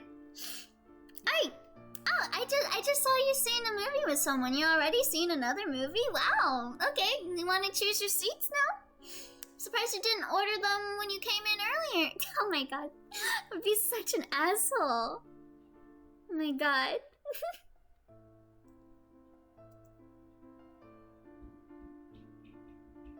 Damn! The glass slippers are a reminder of everything that happened yesterday. Of the fact that life goes beyond just black and white. Good and evil are subjective. In the end, life is gray, Mother. Your worst Pokemon gray, if life is gray. I can neither confirm nor deny shucking corn. However, what I can confirm is I have an hour until curry time. Oh, let me know what you think of it, Bart. It's my favorite food. Both good and bad, but even so, even though fairy tale endings cannot exist, I still want to live my life with everyone else. Mithras centered his life around a single person. He was selfish. I'll become someone better than him.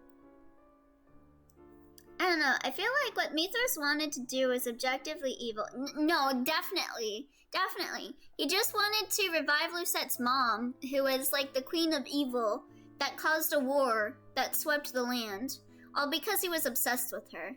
So he was definitely all for evil. He even said, like, love, there's no point in love. All we need is evil. The witches are fueled by evil. First time I'm seeing Lucette come to learn an actual lesson. Oh, really? Yeah, haven't been around for the end of a route yet? Thinking about Mithras makes me remember something. Oh, by the way, Barnhouse, I regret to tell you, but in this route, we've lost a good girl. We've lost a very good girl this route. You talking about curry is reminding me of that damn curry I ate, which burned my insides. I like spicy curry.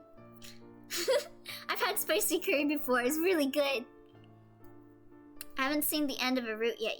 No, not Rumpel. No, Rumpel didn't die. He just became Chevalier. Chevalier? Yesterday, you said that you took care of Mithras during the Great War.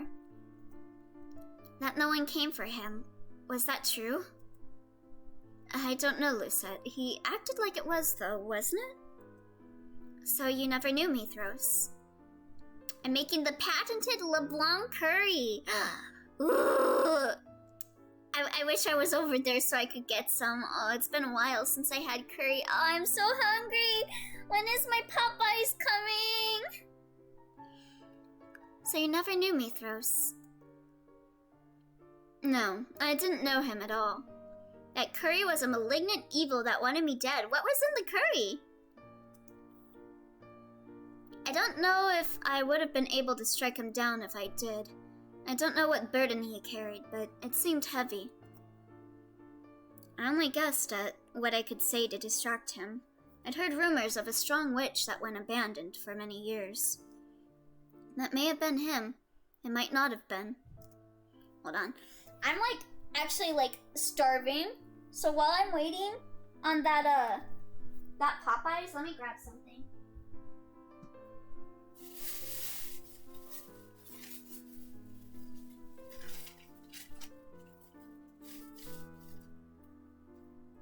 I'm gonna eat a snack.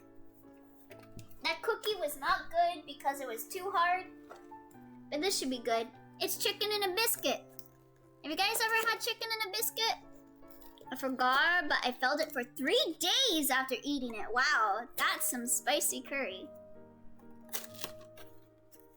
Making the bun a hunger is my bullying for this day. Only rivaled by threatening to pay someone $200 against their will. Eat the mic. No! The mic's built into my laptop. Yeah, the Popeye still hasn't got here. I demand a refund for Jackie Queenie. Yeah, Jackie totally bought it. Totally not Twy. That was a crazy arc today. Alright, let me have some chicken and a biscuit. Wait, what about Popeyes? Yeah, I got Popeyes through TweetStream.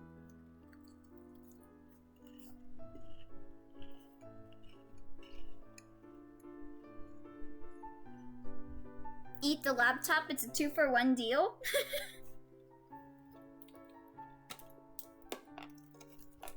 Sorry, I'm super starving right now.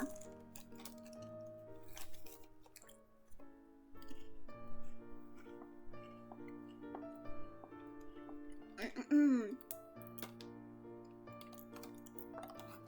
34 biscuits, no drink.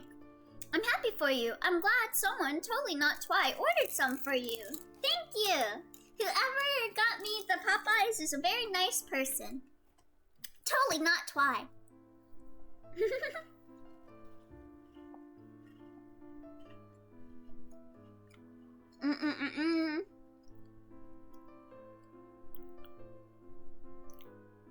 I'm sorry if eating noises is annoying.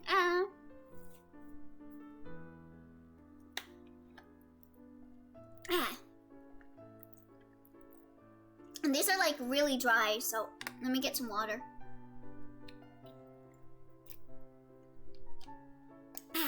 Okay, that satiated my stomach until the Popeyes gets here. It says it says Popeyes is preparing your order to be delivered between 5:15 and 5:25. It is currently 4:51, so let's hope it doesn't get delayed.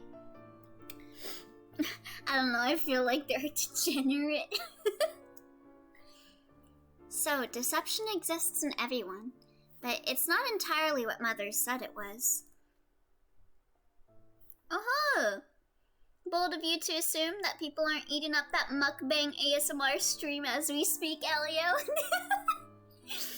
Welcome to my mukbang, everyone. I am eating some chickens and a biscuit. Let me eat another one actually. Here's some more mukbang content.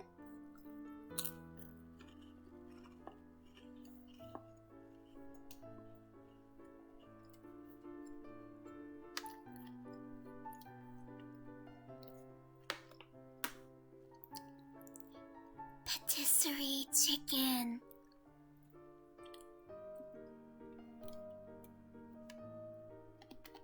Did you guys like my ASMR? I even did some whispering in front of it, into it. I've been getting barraged by Popeye's ads recently? Really? Also, what is this? Here, chat. What is this? Peak comedy. What is this? Hello, welcome to Get Your Chicken from Papa. What are you getting? I'll take 34 biscuits, no soda. No bev? No bev? Beverage. Why would you say What are you no doing? beverage? What are you I'm sorry. Let's go! Oh wait, copyright! As DSCA music at the end, probably should be careful. Yeah, I did see that message too. I clicked on it. But it's fine. Everything should be fine. Oh, thank you for the hydrate, Rosa. I will eat another biscuit and drink with that then.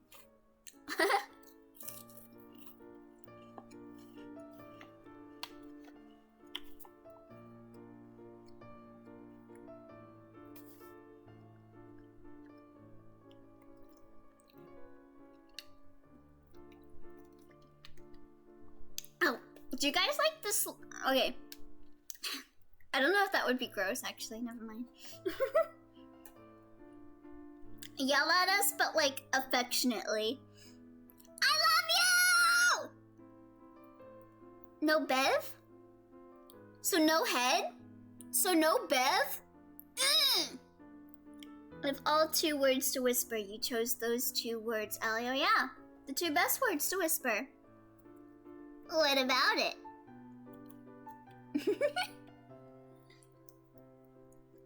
My birthday is tomorrow. I sit in the throne room, speaking to my father, who's listened to my tale with patience. When it's over, he looks at me sadly. I owe you an apology, Lucette. This whole time you have been on your own, and I could not do a thing for you. You can now, starting first by explaining what happened between you and Mother. You knew she was a witch. Yeah, she was a yandere and she threatened me. I guess he's the Snatcher. He's the Snatcher from Hat in Time. I did. You did too. Before she forcefully erased your memories. I tried reaching out to you many times when you were a child, but my efforts were met with resistance. Oh wow. Still, I cannot excuse myself for what I've done. I truly abandoned you, and I am sorry for that, Lucette. Caesar Dolahan? So no head? Oh, you mean the Squelcher? Oh yeah, the Squelcher. That's his name. A Hat in Time, the Squelcher. I'll explain the story to you if you give me time. For now, I would very much like to mend my bond with you. To be honest, the king still angers me. He only apologizes now after all of this has come to light. Now you gotta yell at us like you're mad, but also like affectionately. Hey! I love you! Was that good? Whether or not I was difficult to speak to, he still had an obligation to seek me out. He's still late to care, but he's still my father, and I can forgive him. I can learn to trust him again. It will take time, but I'd like to mend our bond. I'd also like to try speaking with Emmeline, Rod, and Ophelia, but that will take time. The king smiles at me. It's one of the first honest smiles I've seen from him in years. Now it just needs a wall slam. Okay, let me try it again. love you!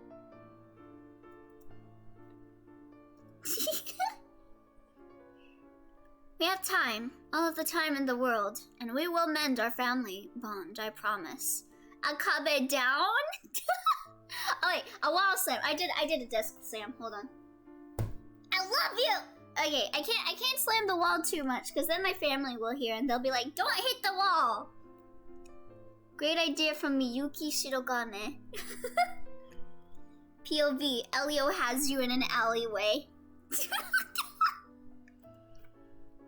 I pull out a knife and gut you affectionately. As I turn to leave the room, the king calls out to me. Lucette, I am proud of you. More proud than any other father in the realm could ever be of his child. After what happened, we searched for Fritz, but he's vanished. Mithras and Varg have said that they have replaced him, but they never said anything about what had happened to him. What? I said what I said. I gut you affectionately. I separate all of your meat and then cook it and then eat it. We searched endlessly, but to no avail. All I can hope is that he's safe and that I will reunite with him again in the future. Oh, Waltz's performance today was amazing. Don't you agree, Mr. Chevalier? I agree. You ladies looked especially charming with so many lilies floating around you. Oh my! Don't fall for him! He always speaks like that. Don't mind him. Yeah, don't fall for him. He's my boy. Falls on the ground dying. Ah, he's so cute. I just want to pinch his cheeks. As I scrape out your cheeks with my knife. It's been a whole month since the events at the palace. My birthday has come and gone. Now, my life begins. Which one? Why? Twice! Don't say which one! I should have known you'd say that. Oh my god. Oh my god. I'm gonna scrape out both of your cheeks. Twice! I've been practicing magic with Waltz and Delora, attempting to bond with my family and visiting the Marchen when time allows me to. Annis was overjoyed to see me visiting often. Since Chevalier operates from there as a doctor, I visit often. Mostly though, he clings to me like a leech. Oftentimes, I find him in my bed when I could have sworn he was sleeping in another room for the night. Oh, he's like a cat! That's peak Yondelio right there. Huh? Both or all four? All four! Scraping them all out. Sometimes at night he has nightmares. Of blood on his hands and of Mithras' death. Oh, baby. Baby. And all of those times, I'm glad to be sitting right beside him, so I can promise him that things are alright. He already has PTSD. Stop traumatizing him. As for the fairy tale curse, I have no idea how Lucette puts up with you. Oi, I did your route. You put up with me before. Rod's voice comes out from between his lips. Now I can actually speak. Since the fairy tale curse was tied to Mother's still living soul in the crystal, her disappearance and my taking her place immediately caused the root to vanish. Oh, so everyone's curse is gone. Nice. I've been working for days to break everyone's fairy tale curses. Oh, okay, so she's breaking them herself. Okay. With magic. And when I'm done, no one in the kingdom will have to suffer from it ever again. And now the Marchen is not a place reserved for the cursed. Now it's open to the public. Lucette enjoys it, though. She finds my poetic weavings to be the best in the kingdom. Isn't Rod our stepbrother? Yes. Yes, and the game still lets you date him. Very awkward. I did his route first to get him out of the way, because I was just like, really? Well, also, because it was recommended route order, too. Get the worst ones out of the way. Ah, my order is delayed! My Popeye Popeye's order's delayed. It's gonna arrive at 5:39 to 5:49. God damn it, they always delay it. Always, every time. What he means to say is, I can only put up with them because of our relationship. Loving someone so much she can put up with their nonsensical poetry. I'm angry at Popeyes. I'll pop their eyes. Also, what type am I? I don't know. I don't really know what type I am. I mean, I know what Pokemon types I like, but like as a Pokemon myself, well, I'm not a Pokemon. As like a Pokemon trainer, I know what types I would choose. I thought you were the nice one, Princess Emmeline. Not the delays, I know, right? They keep delaying my Popeyes. No, she has a point. Emmeline focuses her attention on a musician standing off in the distance. She points excitedly, then rushes after them, pulling her brother with her. Her guards follow. Ever since the incident at the palace, we've had more security. I don't blame the king, though it can be tiring at times. Luckily, he's more lax with me. When I told him Chevalier was going to be with me, he settled with having Emmeline and I share... What was that word? Share guards. Oh, wow. Why can't I read that? Okay. Okay, so if I was in Pokemon, what type would I be?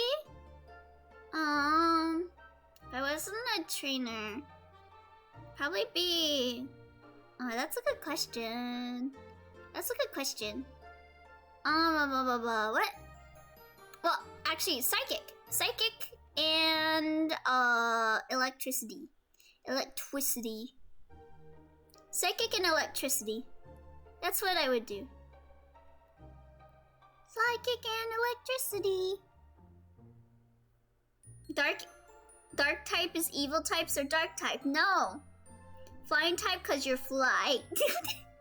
No, I would rather you say electric because I'm shocking. What? Okay, my head was just down there. This type is tall, evil, and problematic. Why? I'm trying to take it seriously. I'd be psychic and thunder. I like psychic and thunder.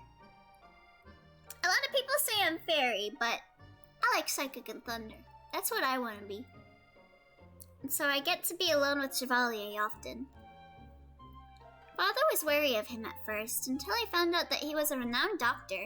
Now he and Chevalier get on well enough. Join us, Elio, but I want to be psychic and thunder. Would be nice. I would have said fire and ice because you're hot and cool. But now I know it's not the time to be nice. Because I'm hot, then I'm cold. You're yes, then you're no. Chevalier takes a step closer to me and I place my hands around his arm. I'm always wearing the clown makeup. What are you, Mr. Mime? Oh wow, we got 2 CGs, wow. I am no prince, nor am I a knight in shining armor. I am just a doctor. A doctor who has been blessed with the most beautiful woman in this world. Ooh. Chevalier begins to lead me through town again. He's one of the only constants in my ever-changing life. He's the one that will always make me smile. We share a burden. The burden of a friend's death. I don't like that this is ending by us bonding through the death of someone. He has more burdens with nightmares than I am, and while I wish I could do more to help, I can at least listen to him. Just like he listens to me. Yay, here's your good end! You're traumatized! Yay! No matter the burden, it can be overcome.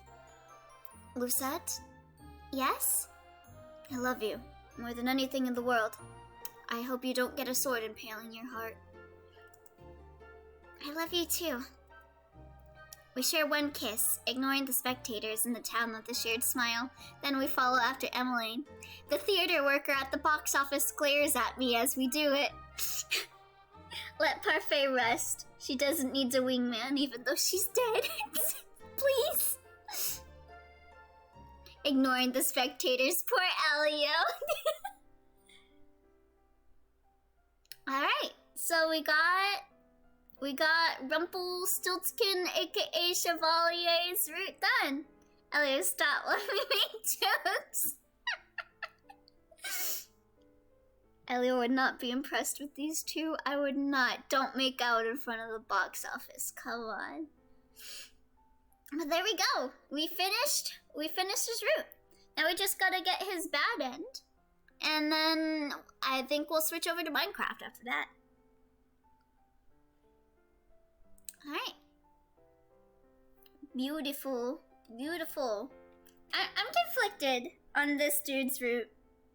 There are points that I really liked about him, but also like the age gap, Parfait being dead, were both some things that I didn't like about his route. I mean, he's a good character.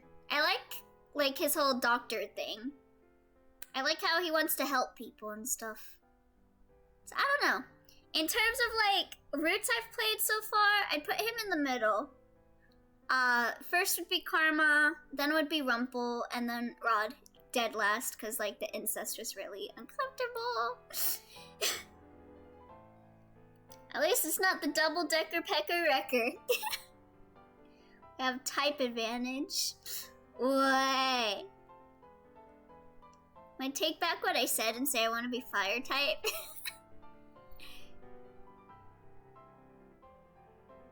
Alright, God, that's a lot of names. Alright. Thank you for playing. Now for the bad end. I wonder if Parfait will be alive in the bad end. That would be nice. Sometimes you can tell it's written by an amateur and or a fanfic, kid. Wait, tell what is. Tell what is written by what. Eh? Not the top. The bad end. Elio still loves me throws. Nah, I'm over him. I'm over him. I am all over him. And when I say all over him, I don't mean I'm over him like I am hovering on him, wanting to kiss him. I am over him. Like I'm done with him. Okay, let's see. We got, first choice was over here, apparently. So since I did, like, pretty much every choice perfectly, this should be easy.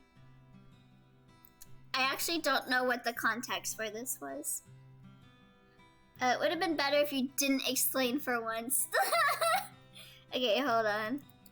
Rumpel, Cinderella, guide. I forgot the context for this choice. Okay, walk towards him. I had a feeling it was walk towards him. He's just gonna insist I come back. If there's one thing I've learned about Rumpel, it's that he's persistent.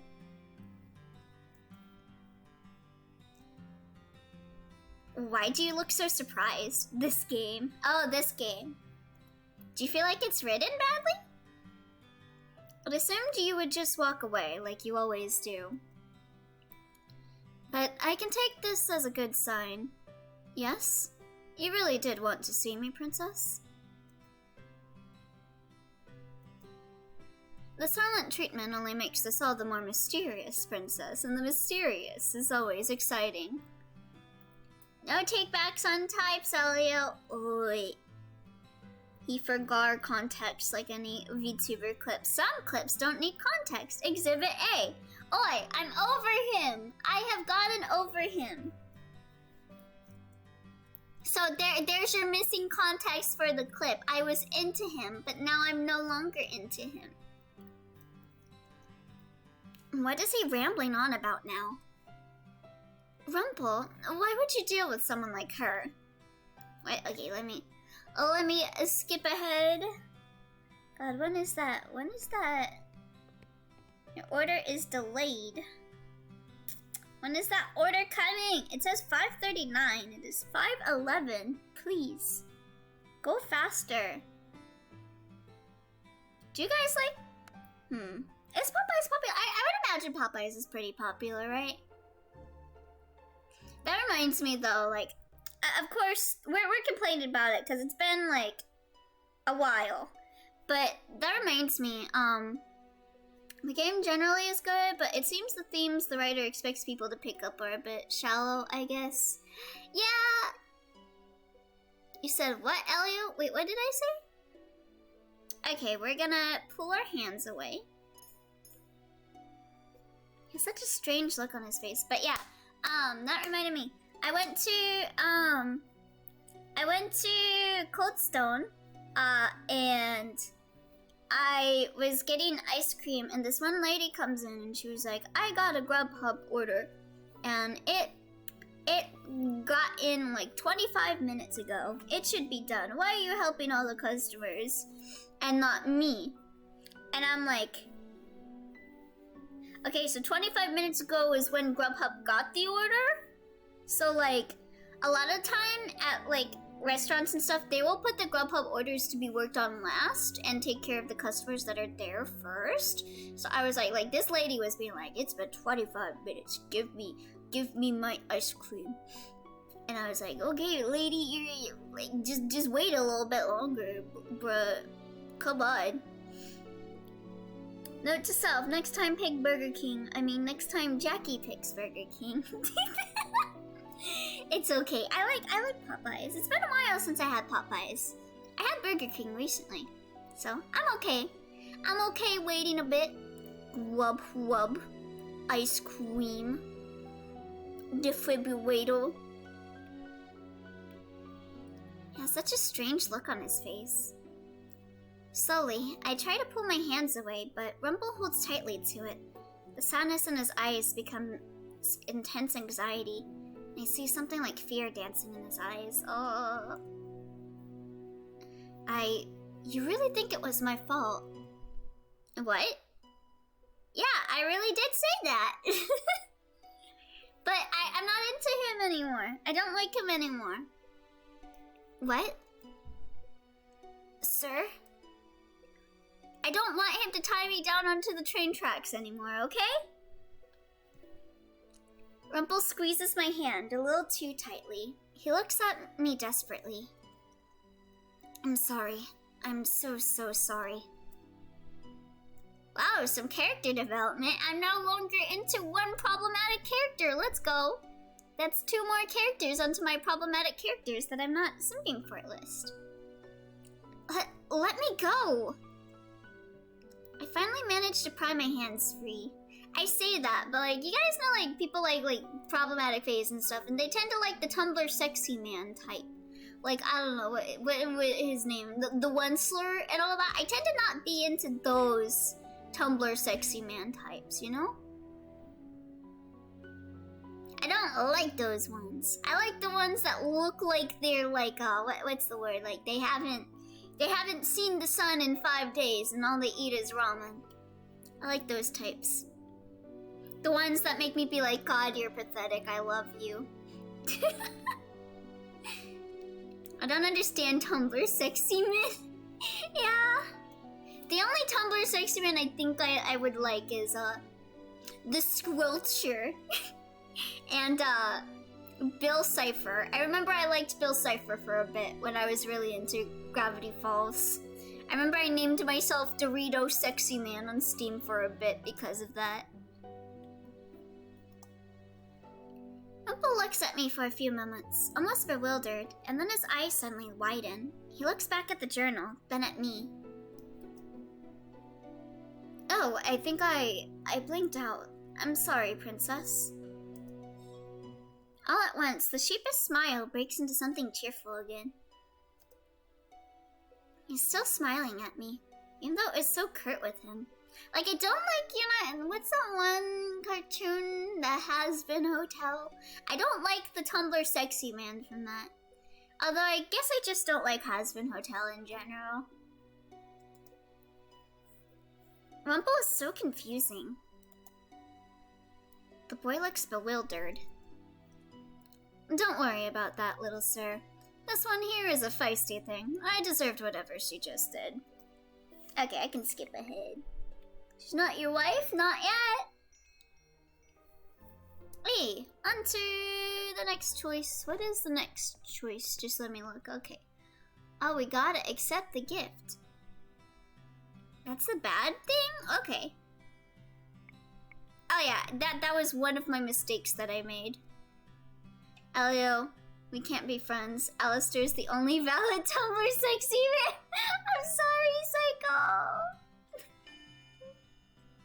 I'm so sorry. He's all yours. He's all yours, Psycho. Alistair is all yours. Oh wait. We're doing bad end. Are we starting Fritz's route? Not yet. Not yet. Okay, we are not going to flirt. Okay. Yeah, we're doing bad end for, Chevalier. Ma'am? My face is hot, but not with embarrassment. The more I think about Rumpel's proposal, the more irritated I become. It's nothing. Gosh, I actually do not remember his bad ends. This will be fun. Ooh! His eyebrows fall a little bit as I frown at him. I never smile when I serve food, and everyone knows that. Perhaps for a few moments, this man was hopeful. But hopeful for what exactly? Long, incoherent rant about Alistair and how he's the perfect, well-put-together, tall, bad boy. Don't worry, Psycho. I completely understand. I've gone on rants about Nalia here, so you're completely valid. Thank you for the food. I cannot believe that Rumpel wanted me to flirt with a man I don't even know. Just the thought of it makes me annoyed. I turn to stride away, my feet thumping too heavily on the floor. Good-donk, good-donk, good-donk. Ah, Princess! Leave me alone. Princess, we're not done? I do not care. I ignore everyone's gazes as I make my way as quickly as I possibly can up the stairs into my room. I've gone on rants about now, you can confirm. Why'd you gotta link to the clip, huh? Oh my god, 2 clips! There's 2 clips of me ranting about him, oh my god. Yep. There, I collapsed on my bed and laid there with my arms outstretched. Ka-thump, ka-thump, ka-thump. I wanna see like Lucette doing like that little gremlin dash. You guys know the one I'm talking about? The little scuttle? Alright, so we are gonna be silent. We're gonna be an asshole. Alright, I chose that because I went into like mind games, I think, on that choice. I think there was some mind game shit going on with that one. Y'all always hyping him up, though I haven't seen him. Watch my Devil Survivor playthrough then. He shows up. Ask him if he meant it. Okay. Oh, there are actually a few choices I got wrong. Scuttles. Do the Scuttlebug. Devil Survivor. Oh, I have a piece of art that I commissioned that should be done soon. And I made it with Devil Survivor in mind. So whenever that gets done, I want to do a Devil Survivor stream so I can have that be the thumbnail. Okay, we're gonna keep on walking. These boots are made for walking. And that's just what they'll do. Devil Survivor in my salad? More likely than you think. It is picturesque, isn't it, Princess? It is, but this still does not lead back to the Marchen. No, but I figured taking this detour is safer. If someone is watching you, they're less likely to follow us straight to the Marchen. Safer, but it's just the 2 of us. I have faith that I would be able to protect you, Princess. Also, the forest is a maze, in and of itself. What is this, Etrian Odyssey? I suddenly stop and let my hand fall away from his as I stare up at him. I wasn't expecting that level of cleverness from Rumpel. Rumpel looks proud of himself. He takes a step forward, bringing the short distance between us, and then suddenly, his fingers are on my wrist again. Hey! Hands off, we're doing the bad end. I gotta not do any attraction with you. Gotta make you hate me. But he does not lace his fingers through mine. Instead, he takes my hand in his, and then pulls it up to his face. Before I realizes it, my hands is on his cheeks. His hand cupping my own. Don't say which cheek! Princess, you can trust me. Always. I mean, I can sense that sometimes you trust me. Sometimes you don't. But you don't need to be so cautious around me. I shower you with compliments because I believe you deserve them. I tell you that I enjoy being around you because I do. I should be focusing on his words, but all I can look at are his eyes. Oh wait, I can skip here. You have a lot of art you commission, don't you? Yeah, I can't draw art, so I like to have art commissioned so I can use them for thumbnails. Hands off, Elio to the couples in the movie theater. Okay, we're gonna go back to our room. I shouldn't bother him. What was that, princess? It's nothing. If you don't want to bother Rumpel, you can always spend some time down here with me. I could give you some advice about your good deeds too. I already did your route, Karma. You? I stare at him. Karma puts a hand over his chest and sighs dramatically. I'm offended, princess. Out of the corner of my eye, I notice the Laura looking expectantly at Karma. He notices her, then sighs out dramatically. If I had more time, I would give you advice. Karma walks off, and I consider his words. Then after a few moments, I shake the words from my mind and start walking. Oh! The order is on its way! It'll be here between 5:32 and 5:42. Oh my god, that's 7 hours before what they... Oh, not 7 hours. 7 minutes before what they said it was gonna be. Let's go! As I'm headed up to my room, I hesitate, knowing Rumpel's door is close by. Earlier, he looked so stressed. I think I should go see him. I make my way over to what I think is Rumpel's door. The door is slightly ajar, and I hear hushed voices on the other side. Those voices definitely belong to Annis and Rumpel. Okay, let's go forward. Can't draw art? Then draw memes. But that would also require drawing art. He just like me, for real, for real. Chimkin. I'm getting some chimkin. Let's go. No longer gonna be starving. Okay. We are... Oh, yeah, this is one that I was messed up on what to answer to. We're gonna watch from afar. Let me get my popcorn. This is their fight. I have no reason to jump in to defend anyone.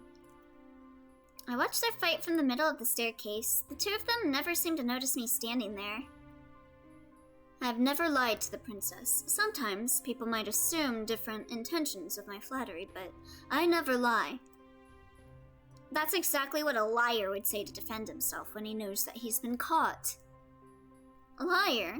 The only liar here is you. Liar? I barely know her! Excuse me? I'll have you know that I never lie. Then, what's this about Miss Karma, One moment you say it's a disguise, the next moment you say... Listen! Karma can wear dresses if Karma wants to, okay? Rumpel flinches back as Karma stands taller and clenches his hands into fists. Get that chicken for Popeyes! Sound of a lamp being smashed over my head. Bong! When you eat, like, when you go to grab, like, Taco Bell, a bong, like, a bell, like, rings on your head, go bong! Here's your Taco Bell, bong! I begin to make my way down the staircase. I come to a stop in between the two men, who seem surprised to see me. I'm about to speak, but the sound of footsteps distracts me. You two are at it again? Jurian stops at the table and frowns at them. Both men glance away from her cold gaze. Karma murmurs something before excusing himself. Okay, skip time. Elio, that's identity theft. I will sue you. Well, what if it was just my brain picking up your brainwaves and saying it?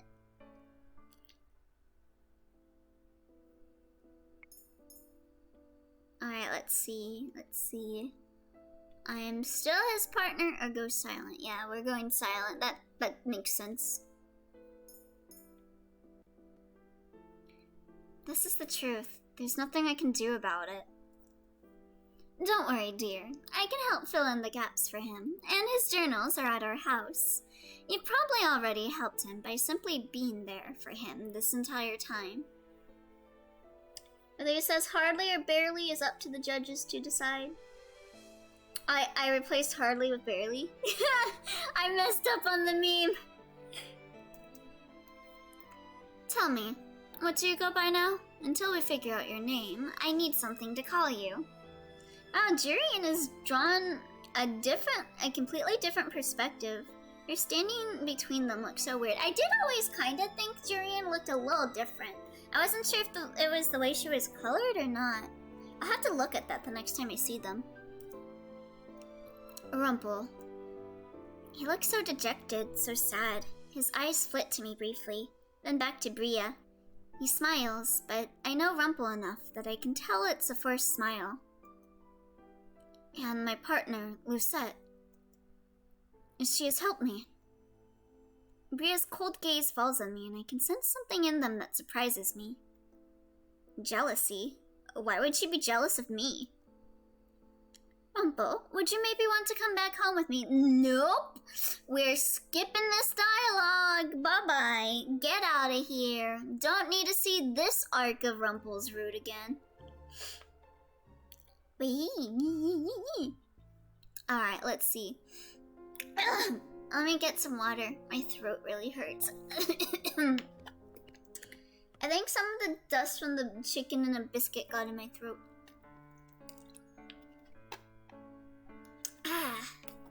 Okay. Interrupt the conversation or reconsider? Okay, we're gonna interrupt the conversation. We're not talking about me? Why are we not talking about me? I step out from behind the fountain and slowly make my way over to the table. Oh, this is gonna be awkward. Bria looks up and around. After a few moments, her eyes fall on me. She immediately scowls. What are you doing here? It does seem like the girls are drawn facing directly at the player, while the guys are mostly all at an angle. Huh. You know, you're right. Rumpel is faced into an angle and Bria's looking directly at you. I wonder why. Yeah, I think Emmeline is like that too. Oh, my grandmother is here, sir! Let's go! I came to see if you were lying to Grumpel. When Rumpel is grumpy, he's Grumpel. What? Is there something wrong, Miss Partner? Not with me, but perhaps with you. Ooh! Oh, the girls are fighting. Let's skip through this fight in the Denny's parking lot. I don't think Bria wants me to see her get her ass whooped. But yay, my food is almost here. Let's go. I almost got my chimkin. Where did I put my mask? Where did I put my face mask? Okay, let's see. We're gonna talk to him. I think this was one of my mistakes. Yep. I think Rod and Mithras are the only males facing the same direct angle as the girls. Uh-huh. Yeah, Mithras was facing directly as well. And then Rod, yeah. Huh. And I think Waltz was at an angle. Let me see. Oh, we're gonna lean against him. Was this another mistake? I didn't realize I made that many mistakes his route. I thought I was doing pretty good with his choices. Alrighty, ready, roo. Let's skippity-doo. I don't know. Something about words like righty-roo. I like words like righty-roo or like skedaddle or like trinkets. I don't know why. It feels like those all like have some sort of relation to them, but I can never figure out what that relation is. Now we're gonna look at him. That's another mistake. Wow, I made a lot of mistakes. He removes his finger but does not step back. We're still so close I can feel his breath. Fierce? You, never backing down from anything. Always resisting. Always putting up a wall. That's what I... His words falter, and then he simply stops what he was saying. He looks at me again. He clears his throat, then starts speaking again. In any case, it's so nice to have you back, Princess. I missed you while you were sleeping day in and day out. He missed me? Yeah, fun, quirky words like righty-roo and skedaddle and double-decker pecker wrecker. I love all those words. They're so fun. I also really like the word moist. I know a lot of people make memes about it, but I don't know. Something about saying it sounds fun. They're like words that sound fun to say, you know? But you have friends all over the march. Okay, we're skipping. What are some other fun words? I know you guys have called me out for certain words I would use. They would be like, what kind of word is that, Elio? Trying to remember. Skedaddle, skedoodle. Your dick is now a noodle. Okay. We are going to be silent. But Delora does not deserve that treatment. Finally, another moist enjoyer. Thank you. I'm glad I'm not alone here. I love the word moist. I love moist cakes. Did Delora just compliment me? I feel surprisingly light. Rumpel was right. A genuine compliment does make me feel good, but does she truly mean it? Also, oh, I think my food might be here soon, so let me go check just to make sure they didn't like drop it on the like thing without letting me know. I'm gonna go check on the food real fast.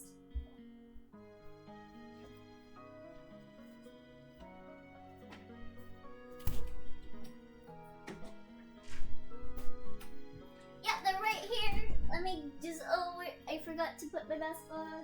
Let me put on my Minecraft mask.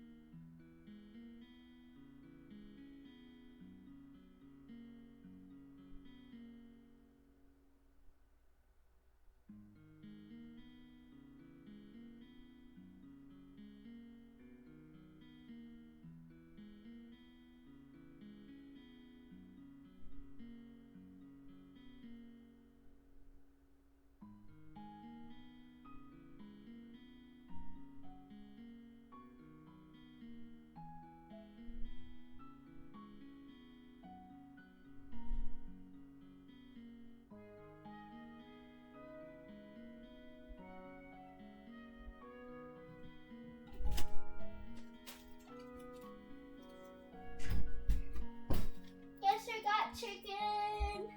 Let me just take off my face mask real fast. Okay. I got food. Whew. Elio, I feel like at this point, if you ever kiss someone, you say, "Wow, that was a great double-decker pecker wrecker." You know what? If I ever do kiss someone, I will be sure to say that. But I feel like the fact that I would say that is probably cursing me to never kiss someone. Alright.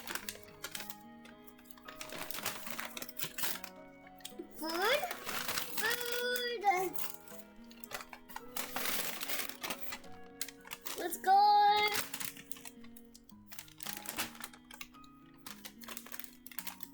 they put the name on it. Treat stream C.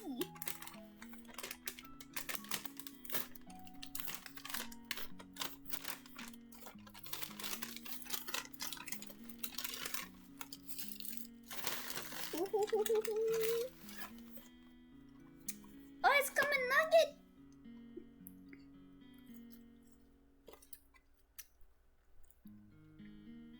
It's mukbang time. You guys know what time it is.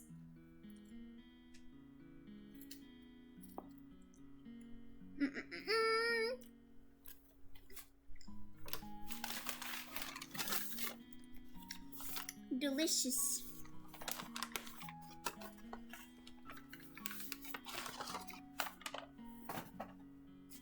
Delicious. Ow.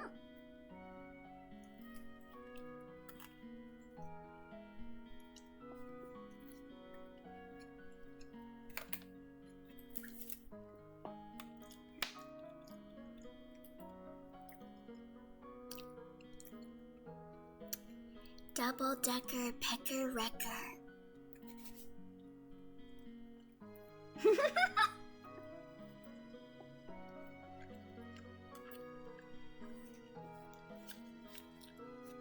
Oh, it's so good. Mmm.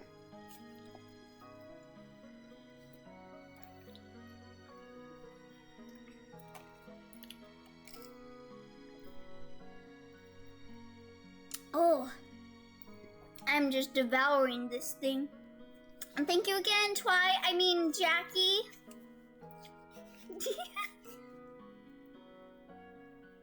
Mmm.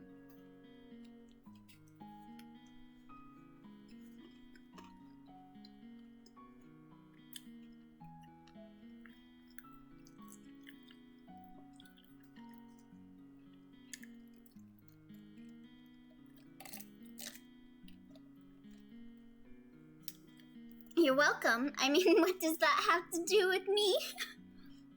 Tell us what it smells like. Okay. Smells like chicken! Chicken and pickles!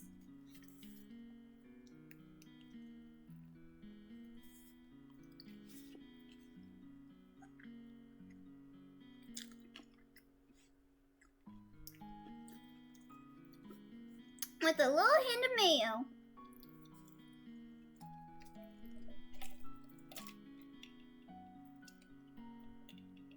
Ah, so delicious.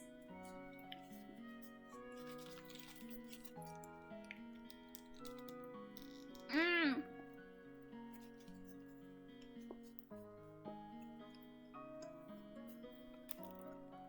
Ah.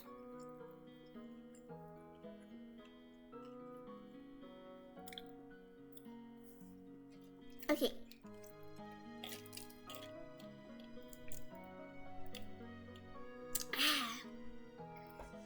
Skedaddle. Alright. I ate half of the sandwich. So, we'll continue. Get the bad end. Then I'll take a break and finish off the sandwich.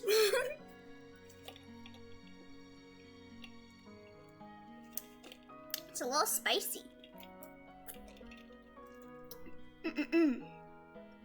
So delicious. The soda is delicious. It's magically so delicious. Does she truly mean it? Still, no thank you, huh? Well, we'll have to work on that. Delora. What? You always ruin the mood, don't you? Oh. Also, here's Parfait. She's still alive, baby girl. Please don't die in the bad end. Is it so wrong to get my hopes up when all I want is for the princess to thank me once? You did curse her. Not many fairy tale curse victims thank the casters. Touché. Oh, what's this? My lovely little princess is in here with you too? Aha! Parfait never died! See, guys? Starts crying. Yeah! Parfait's never dead. Ah, Rumpel, you're early tonight. God. Oh wait, turn off auto. God, I forgot how cringe he was at the start. Surprised to see me, beautiful. God.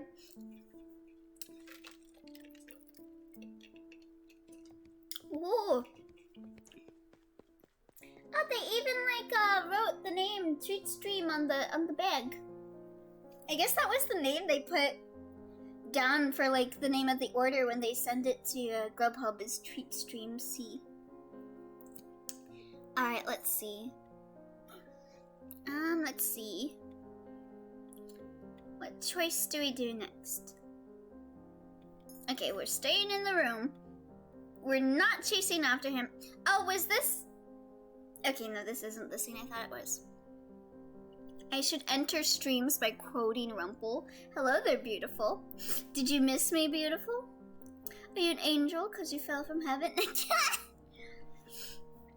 Knowing everyone, if I tried to leave the march in, they would get riled up again. I've already had Delora come in so many times to make sure I'm still here.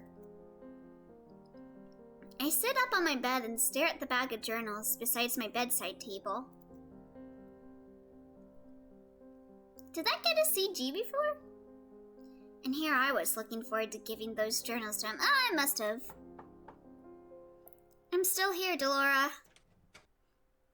Rumpel stands in the doorway. I stare at the bouquet he has in his hand, wondering where he got it and what it might be for. Ah, there she is, the wonderful Princess Lucette. There's another line for you, Psycho. I was worried you had come and gone with the wind again, free spirit that you are. I stand as he steps into the room. I'm glad to see you back, Princess. I'm only sorry that I couldn't make it back here any faster. I had a few errands of my own to run in town. Rumpel holds out the bouquet with a glittering smile. Like buying these flowers. No! Oh, no! I am skipping this scene. Fuck that scene. Oh, I don't want to experience that scene again. No! Wow, what a romantic.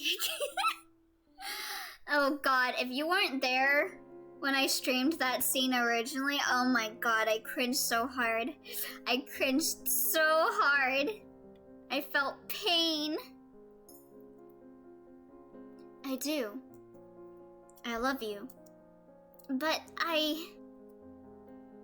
Chevalier smiles at me as he puts his other hand on my back and pulls me closer.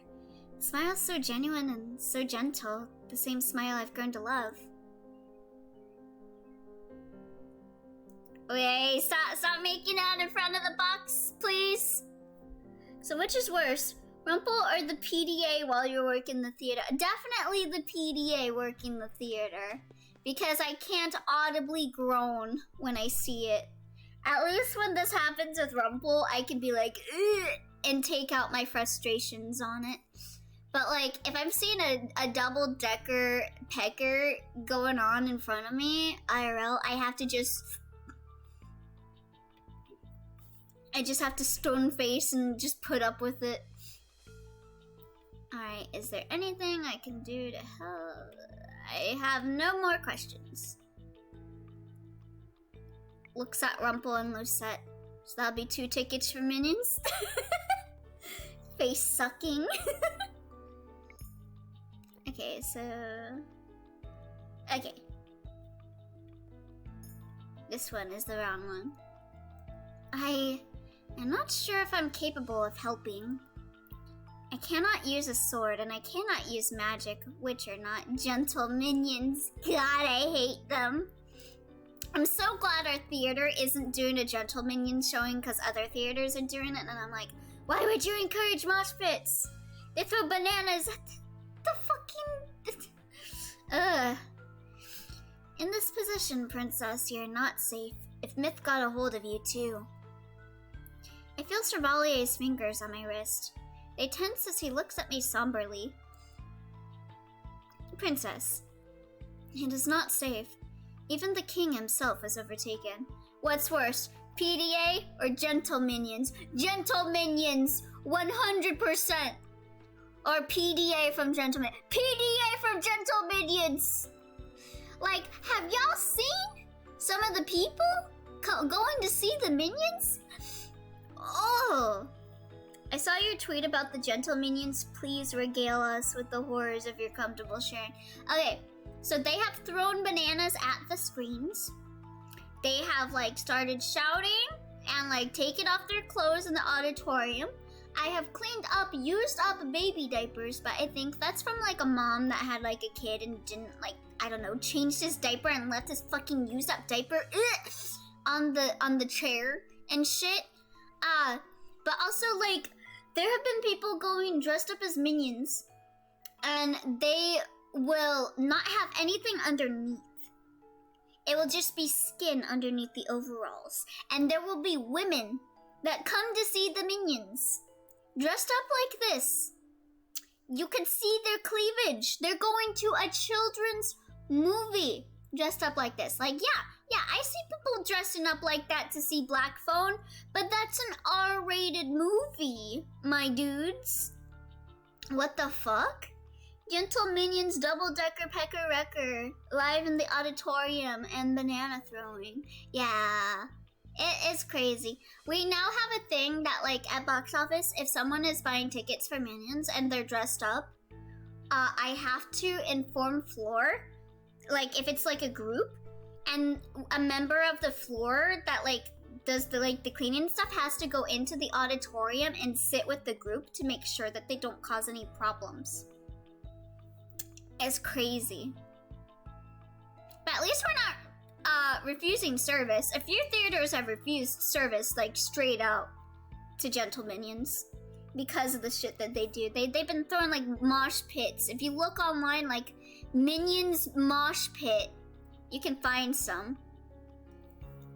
Call me a prude, but I just don't see how you can double-decker pecker-rocker like that in public. Can't you just wait? Yeah, just, like, do it somewhere else! Come on! That's a hilarious image. Not when you're dealing with them! Princess, it's not safe. Even the king himself is overtaken. But I can help, so long as we have the element of surprise. Whether or not you want to help, Princess, you really can't.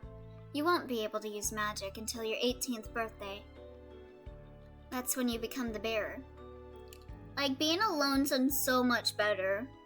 Just saying. Yeah, seriously, just go view the movie alone. People should have the double-decker pecker-wrecker mosh pits for the... Should save the double-decker pecker-wrecker mosh pits for the concerts. Yeah. Go to your Minion concert, okay? Make out there. Okay, go wear your stupid skin suit Minion suit there. Okay? I've had people come and I see that they, like, that's another one. I've seen people, like, put yellow dye on their skin and I'm like,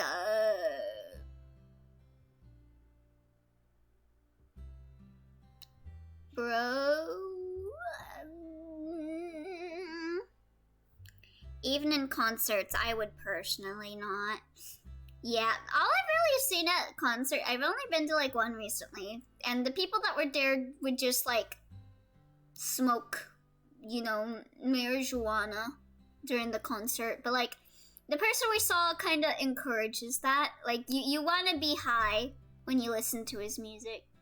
Okay, so what are we doing? The abdomen. Oh, yeah, we're doing the abdomen. I love the I love the internet.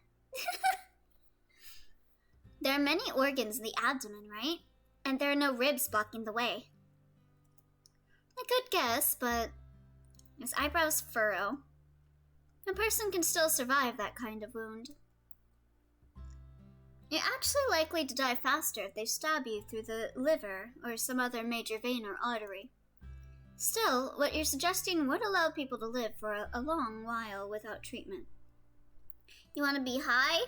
What if I have a fear of heights? I mean, I am afraid of heights too. Most would probably die from either infection or blood loss. I remember when I was in school, we went to like this one thing where you would get like the little fasteners and belt, and you would go up and like walk on like these catwalks up in the air. I was so scared of it. I was just like, can I not go to the field trip? I'd rather go to math classes than do that. There are no ribs blocking the way. A totally normal thing to say while alone with someone. Yeah, he's just teaching her how to kill a man, okay?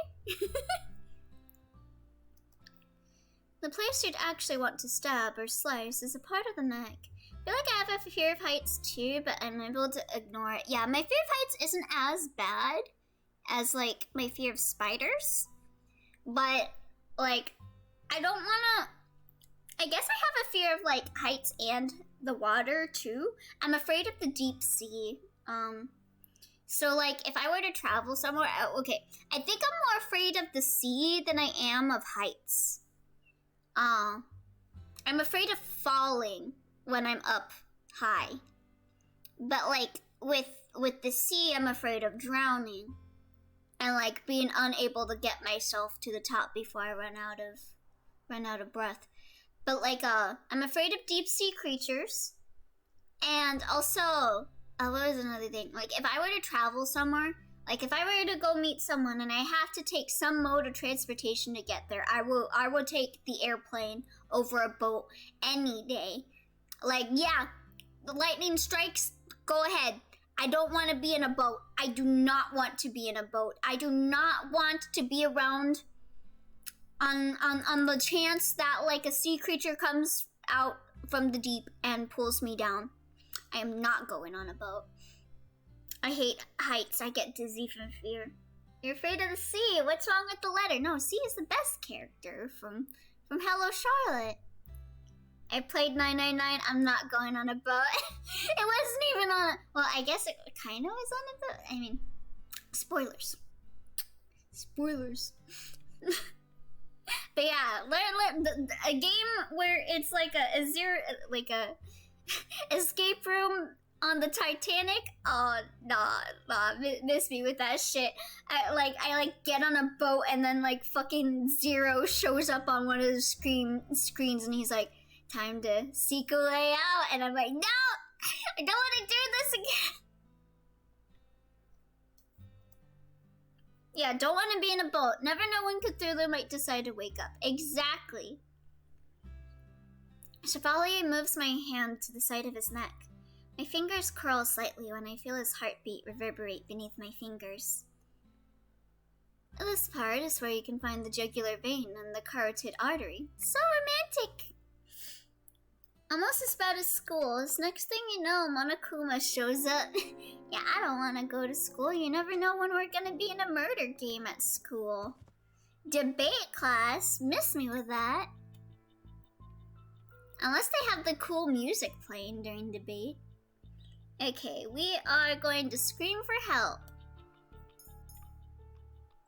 Which was an option that I messed up on, apparently.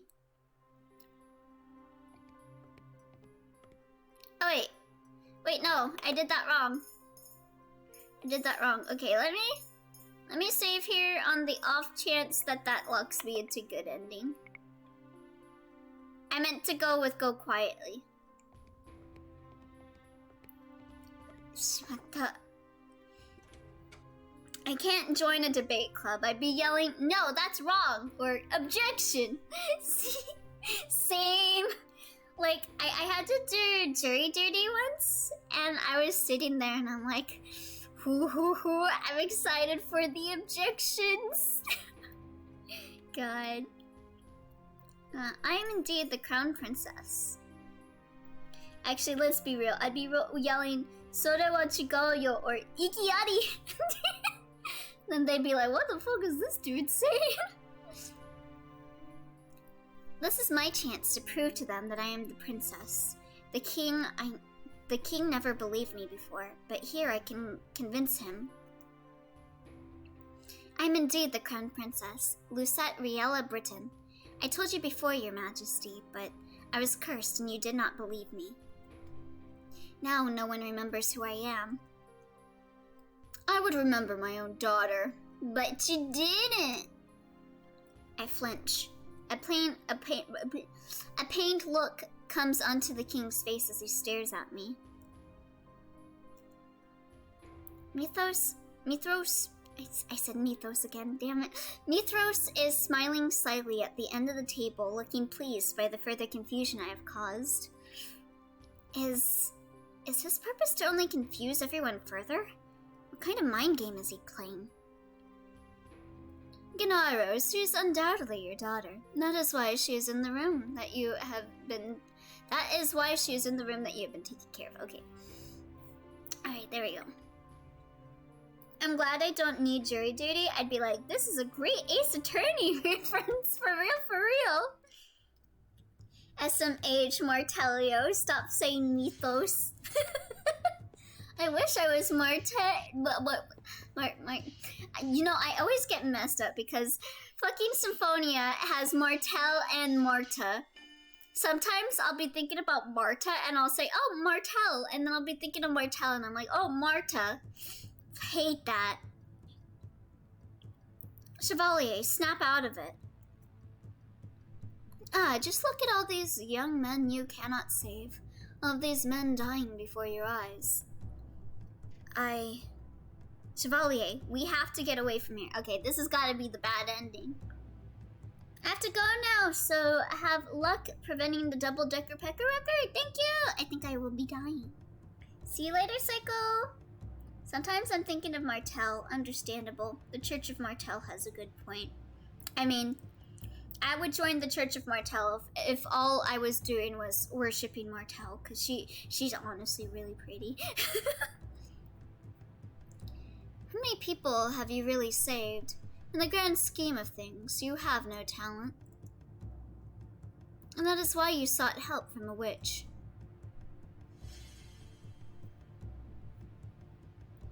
Mithros' voice is oddly calm, and I can feel some sort of presence in the air that's different from normal.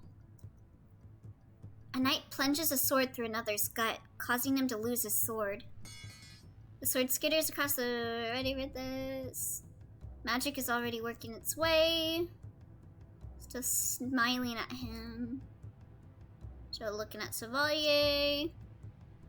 Okay. I will protect you, Chevalier. I will do whatever it takes, even if I have to kill someone. Oh, we are actually going to kill someone this route? Let's go. I pluck the sword from the ground and grasp it at the hilt. It feels heavy in my hands, but I ignore the weight. I rush down the hallway with the sword, weaving my way to the side so that I'm out of the way of the knights fighting each other. I look squarely at Mithros, and then suddenly, Chevalier's eyes flicker to me, only momentarily, but enough for me to know that he is no longer looking at Mithros in a daze. I turn back and see Chevalier rubbing his hand across his eyes. Mithros snaps his finger, and two of the fighting knights turn and rush towards me. What? You know who's hot mostly for her personality? Alice. Dekis knows where it's at. Honestly, I really liked Alice in Symphonia. I kind of really wanted her to, like, join the team eventually. I was like, honestly, she was my favorite. Like, one of my favorites. I really liked her. I'm not a masochist. What are you talking? It's okay, Twi. You can be a masochist. I understand. I understand why you like Alice. It's okay. I like her too. I also really like Dekis. I liked that he had like the fucking perfume. Can't get over that plot point about his fucking perfume. God. His cologne. The knights manage to back me into a corner of the wall. I hold the blade out as they bear down on me and close my eyes. Elio, Alice is like textbook problematic character. You mean ode to seduction? Yes, ode to seduction. Oh god. But yes, maybe that's why I like Alice. She's very problematic. Her and Richter and Emile were my favorite characters, and they're all problematic in their own ways. Are we talking about Dawn of the New World? We are. Yeah, perfume. Yee. There's like a character in this game that we're talking about that wears like really strong perfume, and it's like a serious plot point. Is his perfume at one point? Emil isn't problematic. I mean, oh wait, there you go, Twy. I know what you mean. Okay, predictable. Yeah, Emil was one of my favorite pro tags until Yuri came along, and he was like, I'm problematic as hell. Fall in love with me, and I'm like, okay. Okay, sir. I always fall for the men that are problematic with the name Yuri, with purple-ish hair. And women as well. And the genre. My hands shake on the hilt, but I stand resolute, ready for the blow. But it does not come. Elio, you simp. Now where's your divine punishment?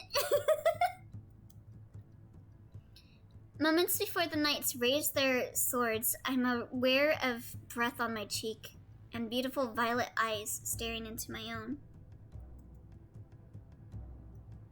Oh god. What? I just got a text message. And like immediately my eyes glazed over. Cause it was like politics stuff, but I'm Steve, a volunteer with the California Democratic Party. FYI, we're looking for folks in place I live in to run for local office. Would you like info on how to run? Yes, sir, I would definitely love to become a leader of a political party. Thank you very much. Lucette, typically it's like, can we count on you for your vote? But no, he's like asking me if I'm interested in running for office. This might honestly be a scam if there's a link. No, it's just like, it's just a text. He texted me last Saturday too. Okay, you guys. I just noticed that they sent me a text on Saturday that I just completely ignored. But the thing is, it's from the same number, right? The very first message I got from this contact said that their name is Mari. And now they're saying they're Steve. Yeah, that's a scam. How are you both Mari and Steve? I'm almost tempted to reply with like, hi Steve, I thought your name was Mari. God. Lucette. Oh, did I get stabbed? But the word ends in a gasp as a blade is buried deep into Chevalier's chest. I do like Marta's name, but yeah, that's confusing as hell. Elia, what if Steve stole Miss Mari's bag? I mean phone. Devil Survivor AU, where instead of it being Kresnik that steals Miss Mari's bag, it's Steve Minecraft. Oh shit. Damn. His words fade as his hands slide down on either side of me. He slumps and his head falls to my shoulder. No! A raw sound escapes my throat as I feel the warmth leave Chevalier's body. I thought I was gonna get stabbed. I didn't think it was gonna be him. Chevalier! I scream his name and he looks up, but his eyes do not see me. They're somewhere far away. Mithras pulls Chevalier's body down to the ground, where it falls with a terrible thud. Inconsequential. First, shut the fuck up. I'm deaf to Mithras' words. I slump down beside Chevalier, my hands reaching for his. His eyes are still open, but the light in them is gone. Oh my god! Achromatic Colorless is reading with a party of two! Hi guys! We're at the bad ending for Chevalier's route in Cinderella Phenomenon right now. How you going? Oh, Mermaid! Let's go, Mermaid! How's it going? I saw you were working on your webtoon. How'd it go? I mean, the second bad ending. Oh yeah, the good ending was just the bad ending because Parfait died in it. I was gonna say happy ending. Lucette dies instead of Parfait, but I feel bad for Chevalier since he sacrificed himself. Yeah, I thought if anything Lucette was gonna die, but it was Chevalier. Oh damn. Yeah, hi guys. We are playing an otome visual novel game called Cinderella Phenomenon, and it is based around like a magic kind of kingdom place where people fall under curses related to fairy tales. And we are currently fighting the final boss, which is the Snake Man that I used to have a crush on, but after the good ending for this guy's route, I was like, oh no, fuck you. How dare you kill Parfait? It was great. Didn't get everything done, but it was more than yesterday, sweet. Oh, nice. Well, I mean, you're making progress. That's all that important, is that you're making progress, you know? So I'm happy for you. And there's a Wilf called Delora, for which, yes, Delora is super hot. I wonder if she'll show up in this ending, since I think we're near the end. Yes, you're working very hard. Very good boy. Yes, very good boy. I'm deaf to Mithras' words. I slumped down beside Chevalier, my hands reaching for his. His eyes are still open, but the light in them is gone. No. Tears stream down my face. I cannot breathe. I cannot hear my heart. Everything is quiet and dark. Chevalier! When did I ever tell you that I love you? Ah. Now this is the kind of PDA I want to see in my box office. Let's go! And bad boy. You're bad boy, but also good boy. Now that the obstacle is gone, you have nothing left, princess. Very good boy. Mithras' hands reach for me. I attempt to lift the sword, but he knocks it easily out of my hands. Oh, am I gonna die too? Lover's death? Are you truly the queen's daughter? The queen never cried. She was the strongest woman I know. Okay, shut the fuck up, simp. This is the kind of PDA I want to see at my box office. Elliot Laffy 2022. Yeah, earlier I was talking about how, like, people come up to my box office because I work at a movie theater, and they, like, make out right in front of me, and I'm like, can you please choose your seats, please? That'll be $25.50, please. I cannot breathe and cannot stifle the sobs escaping my throat. She taught me that sentimentality was nothing to value, that it would only make you weak. I assumed you knew that too, princess. But I was wrong. It will be a good thing when the queen is back on the throne. The weak do not win. Yeah, fuck you. He snaps his fingers and the witches congregate around me. Now we shall use you to bait the fairy, and then everyone else will fall. I will unravel this effort at its heart. Oh, so Mithras wins for this bad ending. He nudges Chevalier's body. I look down at Chevalier's ashen face and sob. I let the tears gather in my eyes until I cannot see anything. Holy shit. Nothing matters anymore. I would just be too uncomfortable making out in front of a worker that I don't know. Yeah, it's so awkward, like... Like, I would never do that. Imagine going to a freaking McDonald's and, like, the person at the window looks at you and just, you start making out with the person in the other seat with you. God. Also, yeah, I love getting bad ends because of this, like, bad end screen. It's so pretty. Spool of needles. Alright. So we have now finished 3 out of 5 routes for Cinderella Phenomenon. We've been live for like 3 hours and 20 minutes with Cinderella, and I also want to do Minecraft. So I think we're gonna pick up Fritz's route next time. So yeah, we will get started with Fritz's route next Cinderella Phenomenon stream, and I'm very excited for that, because I think that he's the one guy, Varg. So I really want to know what his thing is. And also, like, I'm looking at this and, like, someone said that Varg meant wolf. And this looks like Red Riding Hood, so I think he has maybe a Red Riding Hood curse. So that'll be interesting. I love getting bad ends. No wonder you like Nalia's Path. Nalia's Path is not bad. It's not a bad end. It's a very good ending. Excuse you. I gotta be there in time for Fritz's route no matter what. Even if I actually have problems with the route's writing shot. Oh, that sucks. But hell yeah. Hell yeah. I'm very excited for Fritz's route. I think that's the one I'm most hyped for. So, let's go. But yeah, that'll be it for Cinderella Phenomenon. Thank you guys for joining me for that.